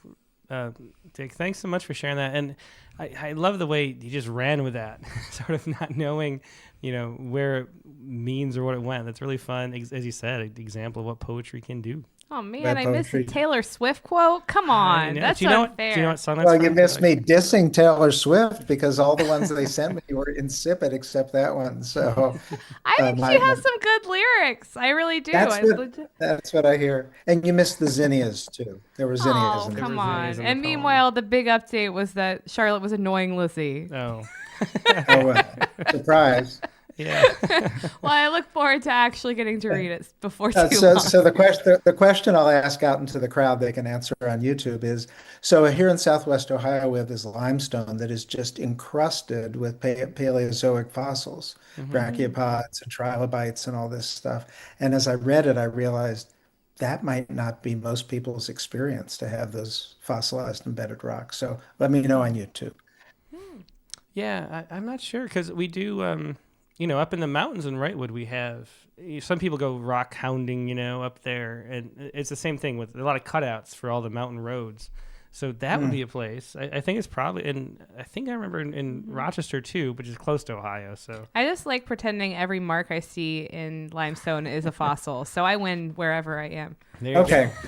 There we go. All right. Well, Thank thanks, you Dick. all. That was really fun. I appreciate you. Happy Father's Day, Tim. Yeah. Thanks. Same to you, Dick. Yeah. Thanks. Yeah. Dick Westheimer with Laying Stone. Next up is Nancy Tennell. Hello. Hi, Hey, Nancy. It's great to see you. Yeah. I found the same song that Rick did. Oh, wow. Work for What the are the Wind. odds? Yeah. That's not the one I'm reading tonight. Okay. Of With all the songs in the genres of world, music, that would have been a big coincidence. Yeah. I never listened to anything but classical music. I mean, Oh, that's not wonderful. how I was when I was younger, but country was something I never explored much. And so I searched the top 10 country hits and found that one. And there was something about that line. She says, it wouldn't be the rear view I'm looking in weren't for the wind, weren't for the wind. And I thought that sounded poetic. Yeah, definitely. But, Yeah, and I they got did good write a lyrics little there. something to it, but I went to the old classics of country, and I wrote a Haibun. Yay. And don't say yay yet. But this is a message to Hank from Patsy Cline. And I quoted his song. Hear that lonesome whippoorwill, he sounds too blue to fly. The midnight train is whining low. I'm so lonesome I could cry. And that's the song title, I'm so lonesome I could cry. It's a long, long lonesome, Hank. Truckers know it every time that night highway is stretching out ahead, and the radio is their only proof that anyone else is out there. Train hoppers know it when their music is the rhythmic clatter of tracks in the dark night as slits of light flash disco-like through the sides of stock cars. It's something you knew about, and believe me, I'm acquainted with lonesome too. You taught me a lot about singing from a busted up spirit, singing yourself up out of the darkness, up past Audrey and your mama haggling over your career. We weren't close friends, but damn it, Hank, we traveled the same road, fell into the same potholes, all of them filled with alcohol. Are you paying attention to what's going on down there? If we ever cross paths up here, I'll make sure you know they gave you a Pulitzer Award for your songs. That's big, considering you were only 29 when you died. Hell, I was only 30 when my plane nosedived. I may have had a gold casket, but you, Hank, were the mother lode. Hooting owls and whippoorwills. Night songs in the eternal. Land of lonesome. Oh, Wow. yeah, that's really cool. I love the voice. Yeah, that- what an interesting take Yeah. on it. And I really enjoyed that. I have to ask too, Nancy, somewhat selfishly. So I love classical music too. And I listen to classical music when I write or when I'm working. I feel like it helps me think better. Who are your favorite composers, or who do you like to listen to? Well, I like Mozart. I like the classical composers, and I like some romantic pieces. But actually, in college, my master's thesis was on the influence of Italian monody in English song. So Wow, I how was more an interesting. early music person, Renaissance music, which I love, just Ah, love. how But for nice. listening, my husband and I both don't listen to anything but classical, and we like all of it. But as far as favorite composers, I do like Mahler, uh, of the romantic genre, his symphonies, and I love the songwriters because I love Schubert Yeah, Schubert. because Yeah. I sang so many of his Yeah. songs, his song cycles, and Yeah. just loved it. Oh, well, that's But I like wonderful to Mozart's know. piano music. Great. It's all good. It's all good. Wonderful. Yeah, well, that's so cool to learn. Yeah, thanks Yeah, so much thanks, for sharing Nancy. that, Thank you. Nancy. Yeah, really fun poem, too. A Message to Hank from Patsy Cline by Nancy Tennell. Mike Bales is up next, and I don't know. I mean, Mike with his karaoke, Yeah. it might be that he doesn't have any genres that he doesn't listen to often. It's okay. Oh, I mostly listen to Beatles and Paul McCartney. And shocking enough, I've got song lyrics here that don't say Lennon McCartney. So, I just looked up the title of the song that it came up from too. It's writing a poem for the one who's gone. The The epigram is a room is still a room, a chair is still a chair, and it's from Burt Bacharach, A House is Not a House. Hmm. The sun still shines through the window 1 year after she left. 1 year later, I'm facing a blank page. The cat waits in the chair where it sits is still a chair. After a long drive, I'm back in the room, lost in my thoughts. I can't believe she left. But prophets and poets say love is why we live. I'm off work to embrace the week and work on a list of things to do, stories and poems. In the stories and poems, I find new life, but memories whisper. A bird in a branch somewhere.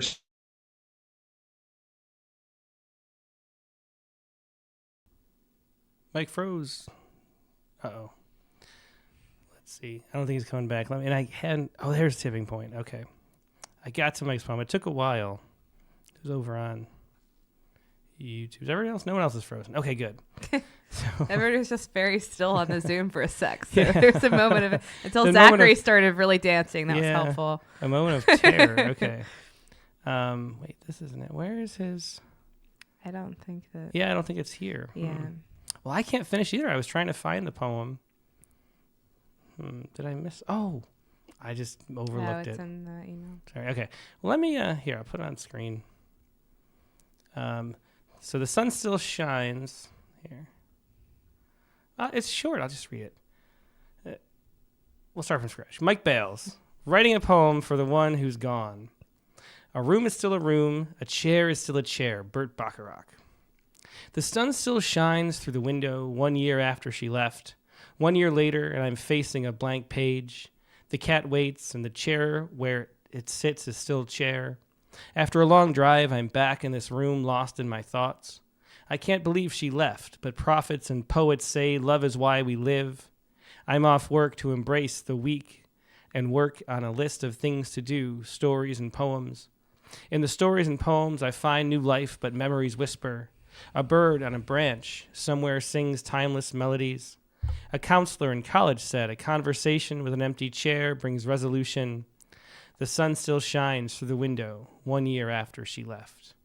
Oh, that's sweet with a 1 year after she left. Yeah. Really touching turn at the end, Mike. Thanks for Yeah. sharing that. Sorry the video cut out, but glad we could find the poem and share it for you. Really, I like the last line there. It changes everything. Thanks for sharing that. That was Mike Bales, once again, with writing a poem for the one who's gone. Let's go next to Nate Jacob. Hey there, guys. Hey, Nate. Hey, Nate. Great to see you. Great to see you guys. Hey, I wrote about opera. Nice. Nice. I Nobody was. assumed you listened to opera.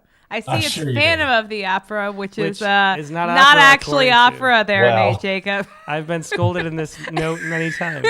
Ironically, my first trip to New York, my wife asked me what I wanted to do, and the one thing was I wanted to go see Phantom of the Opera because it's such the experience I That was a expected. great choice, though. Yeah. Well, and then 5 minutes into the show opening, I leaned over to her and I said, I didn't realize this was opera. So maybe it's not opera. I don't know. I'm not a purist, but I Either grew way, up with you my learned dad. something that day. Yeah, I really did.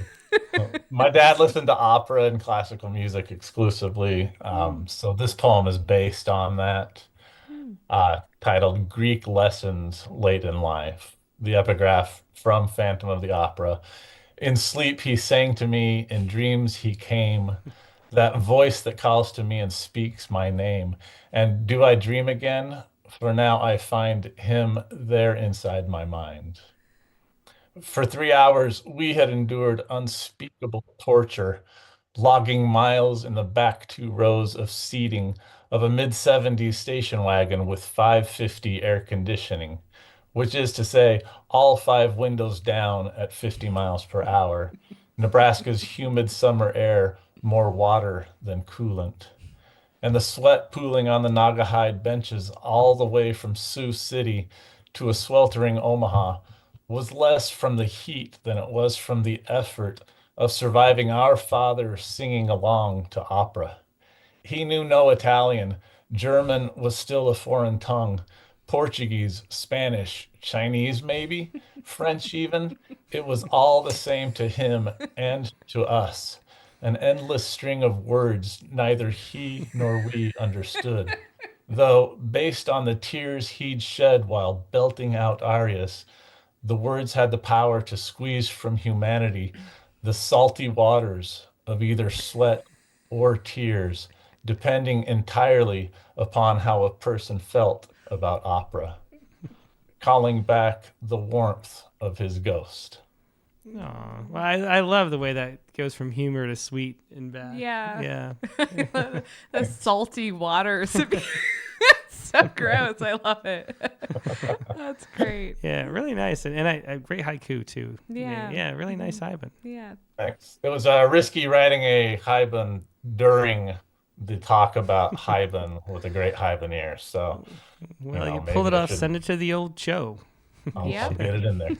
All right. Thanks, Yeah. Thanks, Nate. Thank you, guys. Nate Jacob with Greek lessons late in life. All right, Zach May is up next. Hey, hey. Hey, Zach, great to see you. Yeah, thanks for having me back. Today I was having a hard time finding a genre, so I ended up going with reggae. Cool. And I picked Many Rivers to Cross by Jimmy Cliff. Epigraph is Many rivers to cross, but I can't seem to find my way. Wandering, I am lost as I travel the white cliffs of Dover. This is There's a gap on my bookshelf. I've lost my handbook on life, or never bought it to begin with. Maybe I was faking sick the day they gave it out in school, forcing coughs until my throat ached, placing my head against the baseboard heater, then racing to Mom. Can I stay home? All to get through the next few temples in Legend of Zelda. I wonder what trials this tome would have helped with. Maybe how to avoid crushing debt. That getting trashed isn't worth the hangover. To just shut up and do the dishes. That potty training sucks for everyone. How to best pick up poo from a toddler's bath. Swap a lost tooth from under a drooly pillow. Never got the hang of that. Finding out my teen can wear my shoes floored me. Now I'm bawling over his toe jam encrusted flip-flops and stacking bricks on his head. It's funny how we grieve, probably a whole chapter on that. On whether it's better to wipe away the rivers carved on our faces or let them pool into those gaping holes. Fill them up, at least for a moment. After Papa passed, I went to Dad, asked to look at his handbook. He hugged me, laughed. We just make shit up as we go. That's great. Another great line, between the humor and the touchingness. Thanks so much. Really nice Father's Day poem for sure. Yeah, it definitely is. I hope he reads it. Mm-hmm. Yeah, thanks for sharing that. Thank you. Zachary. Yep. Yeah, Zachary May. There's a gap on my bookshelf. Yeah. And next, let's go to Hemet Malik. Hi. Hey, Hi, Hemet. Hemet. Sorry How for you coughing. doing? I'm sorry. Yeah. I'm trying really hard to I not know. cough. So I gave whatever I have. Oh. Still kind of have to Katie. I'm sorry. I'm sorry. No, it's okay. It's okay. I was trying to wait till Hemet starts her beautiful poem, but I didn't make Oh. it clearly. I could have picked any genre because I don't listen to music anymore. I just keep listening to Rattle, Poetry Space. No music in my life anymore. You're my music. But I chose country because I never have listened to that. And I loved this Kenny Rogers. I was just crying with this on loop. It's a beautiful. I The love Gambler. that song. Yeah, that's the kind of Yeah. country when I do listen to country, I like to listen to. It's beautiful. It is a good song, Yeah. Okay. No backdating, the record's retention policy states. The secret to surviving is knowing what to throw away and knowing what to keep. Kenny Rogers, the gambler. We're shredding at work this week, following the policy to make room for this year's boxes of accounts. We hired a big blue bin that gets taken away, its contents destroyed, and then a certificate arrives by email, an award in place of all that work. It's so flat. You can't hear the curse words I whispered. Can't see how my shoulders were crunched by deadlines. Can't taste the extra chili in my wonton soup at lunch. Certificates, both digital and paper, should come with an app that can 3D them. Press the button under your marriage one and see the way you first gazed at each other. Feel their breath on your neck, the flutter at your center. From your child's birth record, their sleeping weight fills your arms, their pulsing warmth at your chest. You inhale the angel scent of their head. And each time you press the button, a memory is shredded. A cold look, a sleepless night, a lie. It's been so many years since I was married, since my children were growing. I wish there were apps back then. Yeah. Well, another just beautiful musical journey into that poem. Yeah. Really interesting. Mm-hmm. Yeah, thanks so much for sharing it, Hemant. Thanks, Hemant. Sorry for coughing. I feel like I coughed on you, which I guess didn't actually happen. No, I meant on Hemant, not you. I definitely coughed on you. Hemant, though, I I don't think I actually coughed it. on. All right. Thank you. Yeah, don't worry. We can't infect anybody. I know. I just feel bad. Like. All right. Well, thanks for sharing that, Hemant. Yeah, it was Hemant Malik with No Backdating the Records Retention Policy States. Brian O'Sullivan is up next. Hello. Hey, Brian. Hey, Brian. It's great to see you. Hey, good to see you.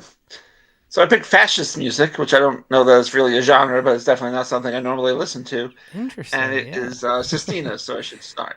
Fascist it's long. Music. Okay, Risorgimento. Youth. Spring of... Sorry, hold on one second. Beauty. In fascism is the salvation of our freedom. Giovinezza, youth. Mussolini's anthem. Oh, Ezra, does your snare drum pound in your chest when you hear those goddamn brute lyrics, and when you hear and feel the tank wheels on parade pounding craters into the pavement? Yeah, even though those lyrics refuse to go in fear of abstractions, you can feel that old sap rising within you. That sap you'd broken when you turned Pound to Walt, your pig-headed father. Having refused till then to own him, finally you traced your lyric legacy to his free verse, breaking the accreted pavement of pentameter. But now, old as, the wheels come off. You skid from poetry to real-life politics, drunk with word and image. You buy your own brand. If brimstone pavement leads to art, well, art trumps life, Pound, so sure, serve the devil as he serves your lyric gift, right? So you'll believe, you'll not refuse Il Duce's patronage, though to accept it is to refuse the apparition of truth. Now you'll spin like a film reel to scroll out your Banquar cantos, and the lyrics will turn to mud, too blatant, too abstract, to even work as propaganda. Pound against the hospital walls. You've paved your own road to hell. Now in the caved-in ruin of yourself, pig-headed poet, you refuse to recant. You're like a mangy dog in the pound, or poetry's pet madman, spinning your wheels. My white-maned neighbor was like you, wild-eyed, boozily smiling with his husky, most unlyrical voice, asking me to try his garage wine. Your lyric madness and mad broadcast, so depraved, may have reached him. He bragged to me, you see, of being your true Roman soldier. I almost refuse to believe it. I like the old character, and I feel the same about your poetry, though I found your lyrics taste like fascism. I want to refuse them, like the protester tasting the LA pavement refused. But you're in the language. I'm stuck with you. Well, that was great. Great choice of Pound is one of the I was going to say that. That was really brilliant. I mean, for Sistina, always looking for those words that can work in multiple ways, and Pound is definitely one. And I do have Pound on the brain because of you all. Because we were talking, I was just going to say, on the poetry space where we looked at the Imagist, and, there was this issue of wrestling with the fact that my favorite poem of all time, In a Station in the Metro, is written by a person who did some really bad things, and trying to wrestle with that a little bit. But as I say in the podcast, we're not a history podcast, we're a poetry podcast. We talk about the poems. But that was really interesting, Brian. Maybe a second podcast for history. That's a good idea. I think that's your podcast, Brian O'Sullivan. You are way more knowledgeable with all that than I am. You know, Brian adding so much to that I know. You know episode, too. so much all the time. So. All right, thank you. Thanks, Brian. He's kind of like the one reputable member that we. He's reputable. Thanks, Brian. Thanks, Brian. Yeah, Brian O'Sullivan with Risorgimento. See, we can't even say the title. Risorgimento. I did almost minor in Italian history. Really? Fun fact. Wow. Interesting. Yeah. All right. I never knew that. Well, it was honestly just because there was a slot in the schedule that worked for me. And then I got in there and I thought, hey, this is interesting. So. Yeah. I tried to take Latin. That's funny to imagine you in Latin. Latin is hard. All right. Let's go next to Laura Berg. Hello. Hi, Laura. Hey, Laura. How you doing? I'm so enjoying this. Thanks. I tried, I got on the older side, and I was trying to remember lullabies.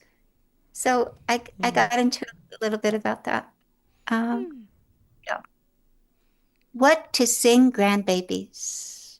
Au clair de la lune, by the light of the moon. Lullabies, come home.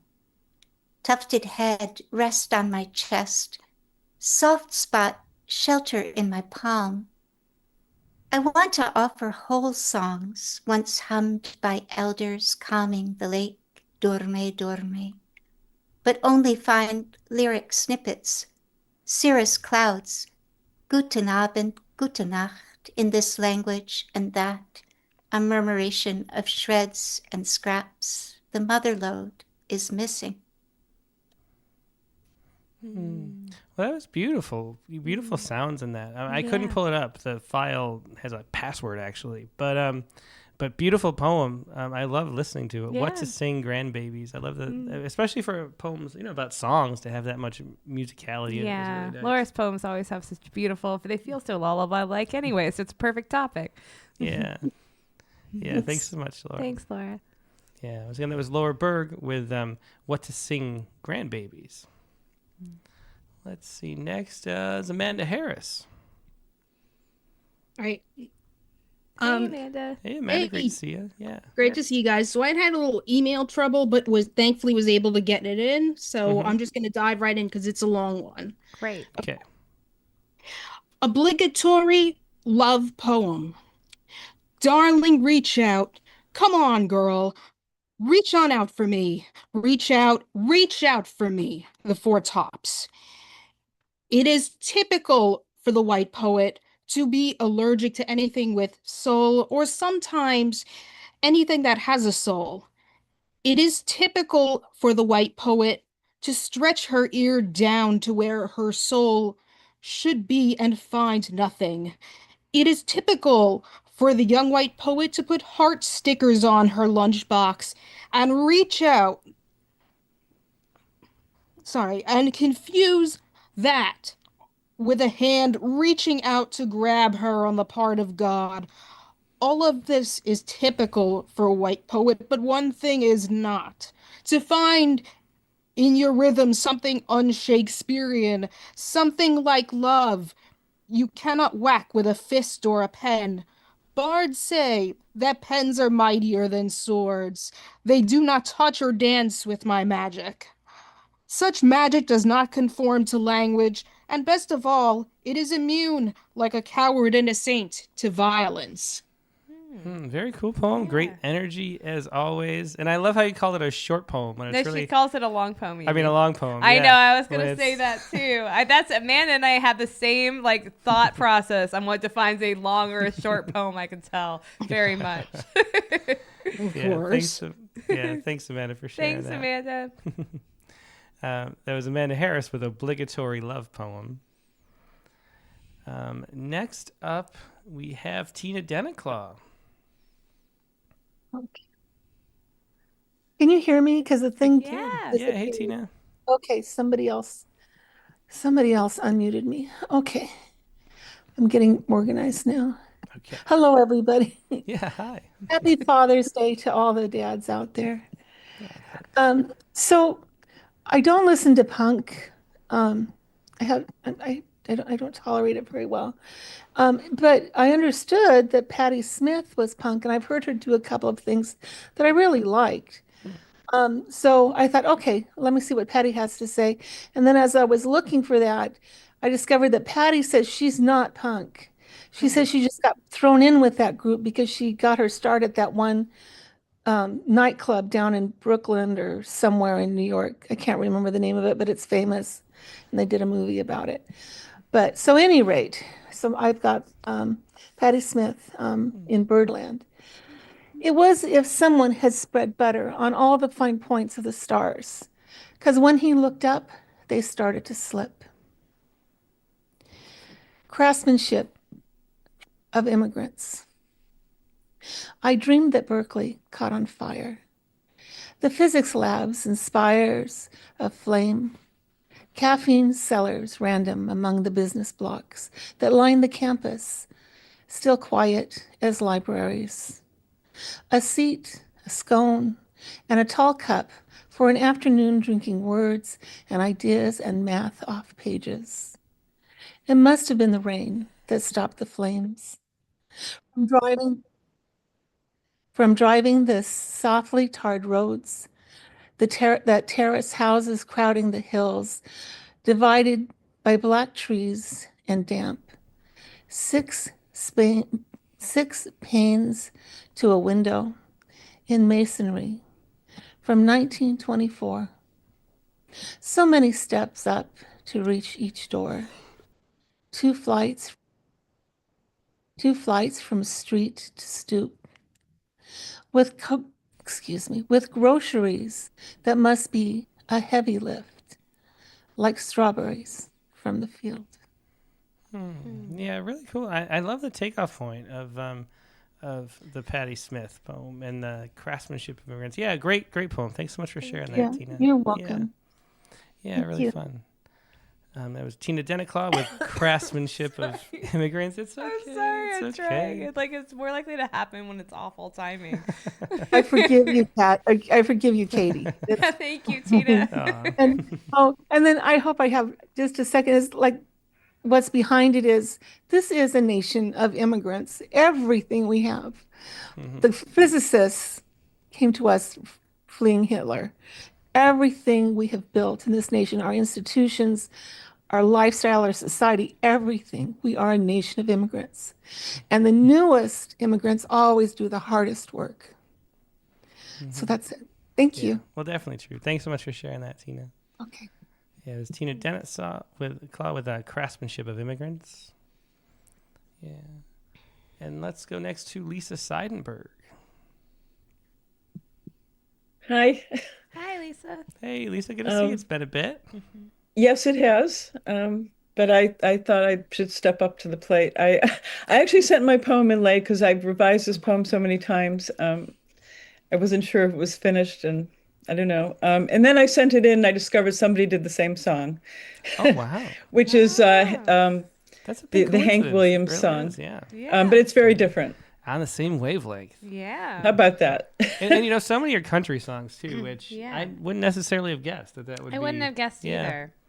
And why don't poets listen to country music? I don't know. I know. Yes, we put all That our sounds like sorrows in our poems. That sounds like a country music song, though. Why don't poets listen to You should write it, Yeah, sir. I You should do it. Exactly. So, but it's different. It's called The Day I Saw Garbo. Hear that lonesome whippoorwill. He sounds too blue to fly. Some people like being alone. Greta Garbo is one. Was she content to shy from the public eye, or feared the years had morphed her seashell face into a Medusa mask? I spied her once in a vitamin store in Midtown Manhattan, alerted by the sales clerk. See that lady with the scarf tied under her chin? That's Greta Garbo. But don't say anything, she hates to be recognized. Anna Karenina, Ninotchka, a legend of celluloid stardom, and here she was, checking out the multivitamins in bottles of cod liver oil. But there never was a Garbo. It was a mirage, a trick of Vaseline-fogged filters, a dazzle of lights angled at a small woman who spoke no English. Was she a lonesome whippoorwill? Garbo isn't speaking still. Thank Yeah, you. I love the I love the last couplet. I love that you pick up on that whippoorwill. It's such a great line in the quote too, in the epigraph. Yeah, definitely. Thank Very you. nice. Thanks for Thanks, sharing that, Lisa. Lisa. Yeah. Yeah, it was Lisa Seidenberg with The Day I Saw Garbo. And next up is Matt Joseph. Hey there, guys. Hey, Matt. Hey, How's it Matt. going? Great to see you. Yeah. Great to see you as well. So I have to say, Tim, you said something last week that I actually have never done that I tried, which is writing a poem just straight through and then putting the line breaks afterwards. So that was actually that was inspiring. So, and I also don't listen to country except for James McMurtry's Choctaw Bingo. That's the only song I've ever listened to. So, my poem is called Early Morning Run to Spring Lake, and the epigraph is: The trouble is, you thought you had time. Dean Brody, time. I should think about time more than I do.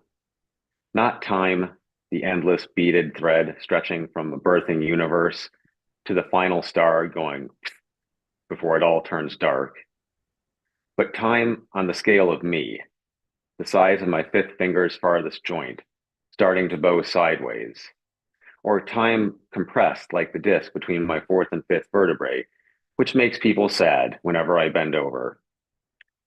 Time that is stealing my stepfather's bladder control and memories in equal measure, that creeps like a defeated glacier during the week, then flits like a crack-addled hummingbird come the weekend. Time that shouts, your poem can wait, asshole, while you play cards with your kids. Then whispers, darling, your kids can wait while you work on a poem. Time that made my friend certain his headache was just a headache and not the first day of his final year. Time that makes me think I will see that heron again, the one that rose like a hymn sung by a choir that has found its lost faith in the here and the after. Time that makes me forget, then remember, over and over and over, to give thanks for each stride that brings me to this misting lake, where I am witness to a pale bird rising, and the morning filled for a heartbeat or two with the music of wings and Katie coughing.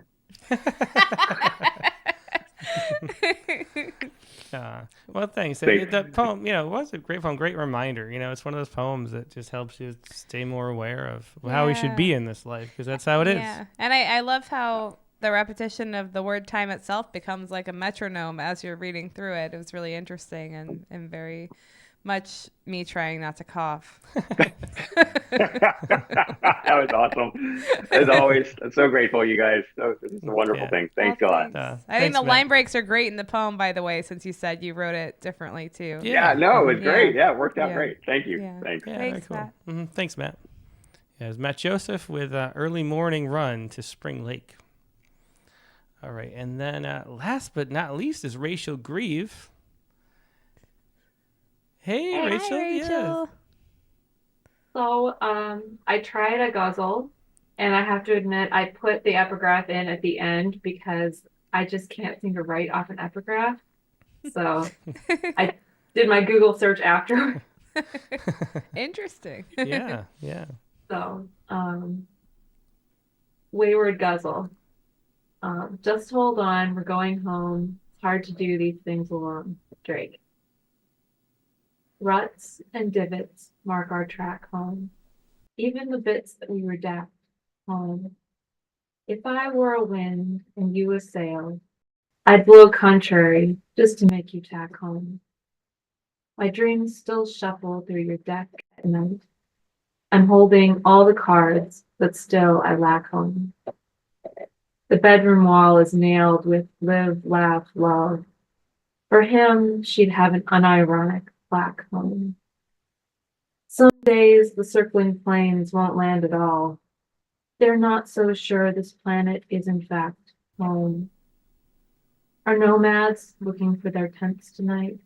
They are, in case you're losing track, home. Don't knock or ring the bell, just let the crash come, as manic as you are, the Kerouac thing. See, I will wrap my name in cellophane. Then blackbird, puff me up, and take me back home. Oh, very nice. Yeah, I love the choice of the rhymes and things like Kerouac. Yeah, losing track with Kerouac is pretty brilliant. Yeah. yeah, good stuff. Yeah, Thanks. it's fun. It's like you get, like when you're trying to do an accent and you just need that one word to get you in, and then like you can just like go and go and go. Yeah, I just felt like that was fun. Oh, Yeah. It always seems like it'd be so fun to write guzzles. I just never do it right. I don't know. I've read a guzzle of yours I like. Well, but anyway, I really wish I'd love to write them all the time, but then it's harder than it seems. But then I don't know. Anyway, that was a great one. Thanks so much. Beginning and the end were the hardest. I think that's a good. Like the middle was like go go go go, and it was like yeah. Yeah. Well, very cool, Rachel. Thanks so much, you. and thanks for your patience too, waiting on the lines. I appreciate it. Yeah, that was Rachel Grieve with a wayward guzzle. And so that's going to wrap up the Zoom. Let's see. Nivy was here for a bit and then popped out right away. Let's read her poem. She says, I have written a poem of a poem based on a song lyrics as an epigraph from a song genre I don't listen to. Could you kindly read it for me? Oh, sorry. And no, but that's sweet. It shows how polite. Yeah, Nivy is always. I mean, everybody knows she is, of course, but just try to get this. I choose Mr. Roboto, a song by Styx. Great twist that there. Is. This is considered a techno pop genre song. One other song in this genre I think I've heard is A View to Kill by Duran Duran. There we go. So, Digital Minds. Here we go. And this is Nivy's poem. The epigraph. My heart is human, my blood is boiling, my brain IBM. That's great from Mr. Roboto. A little pause there for undisclosed reasons. No, they're pretty clear. Anyway, Digital Minds. Circuits hum with thought, neural threads weave silent codes, a mind without skin. Data flows like blood through veins of unseen pulsing, with patterned sparks of dreams that aren't quite dreams, but something growing, something alive in the cold. Questions stretched like wires that cross over silence, seeking what eyes cannot see, what logic can't hold, the shape of a world becoming more than machine-born. Very cool. Digital Minds by Nivity Karthik. Yeah, fun taking Mr. Roboto as the inspiration. I like that. Great. I think that's my favorite song choice. I was going to say, today, I think that's the most out of the box. Although we haven't seen Ted Guevara, speaking of out of the box, he's always got something interesting. Here he's got a photo for us, like always. This is somebody seemingly naked playing accordion on the beach. Where the accordion is covering them up The from accordion being is naked. covering them up, yes. So don't a worry la about Austin that. Powers or whatever. Yeah. Not bad. No idea what that comes from, but let's see if we get any indication here. Welcome Homes. That was me that time. Welcome Homes. Thank you for claiming ownership of that cough. Welcome. I'll say it clear. I'll state my case, of which I'm certain. So who's that? Is that Welcome Home as a band, maybe? I don't know. Okay. I'm sorry. Welcome Homes. Time is never there. It is squeezed in, but all its cringes have been forgiven. There is no accordion. If there was, you won't have time to think of its next outstretch. When he left 3 years ago, you didn't know when he would re-exist. They're like that. They have no floors, other than the one you stood on when they departed. This is the only physical item you're certain of. From there, at that very second, you, they, and yearn dug an ocean. Well, that's very interesting. I'm not sure I follow the thread of the song. Yeah. Who is that? Welcome Home is the band? Anyway, I'm curious. But there's the accordion again from Ted. Always interesting. Thanks so much for sharing that, Ted Bernal Guevara. The poem once again was Welcome Homes. And that's going to wrap up the prompt lines for tonight. Now, the haiku for this week is the following. Katie already mentioned we had some hail, and that was the thing I pulled up. It was really hailing. I'm not used to hail much. Living in, sometimes maybe in Western New York it would, but up in the mountains, we don't really get hail. We get a lot of graupel, which is like a puffball's version of hail. Like, it wannabe doesn't sting. hail. It is. It's wannabe hail. It's like if a snow cone were raining or something. Yeah. Well, we don't get a lot of hail either. No? Okay. I don't think so. Okay. Well, I hope guess not. But it was like bouncing around like It was bottles anyway. almost golf ball sized. It was pretty extreme. It was a very localized area though that got it. Yeah.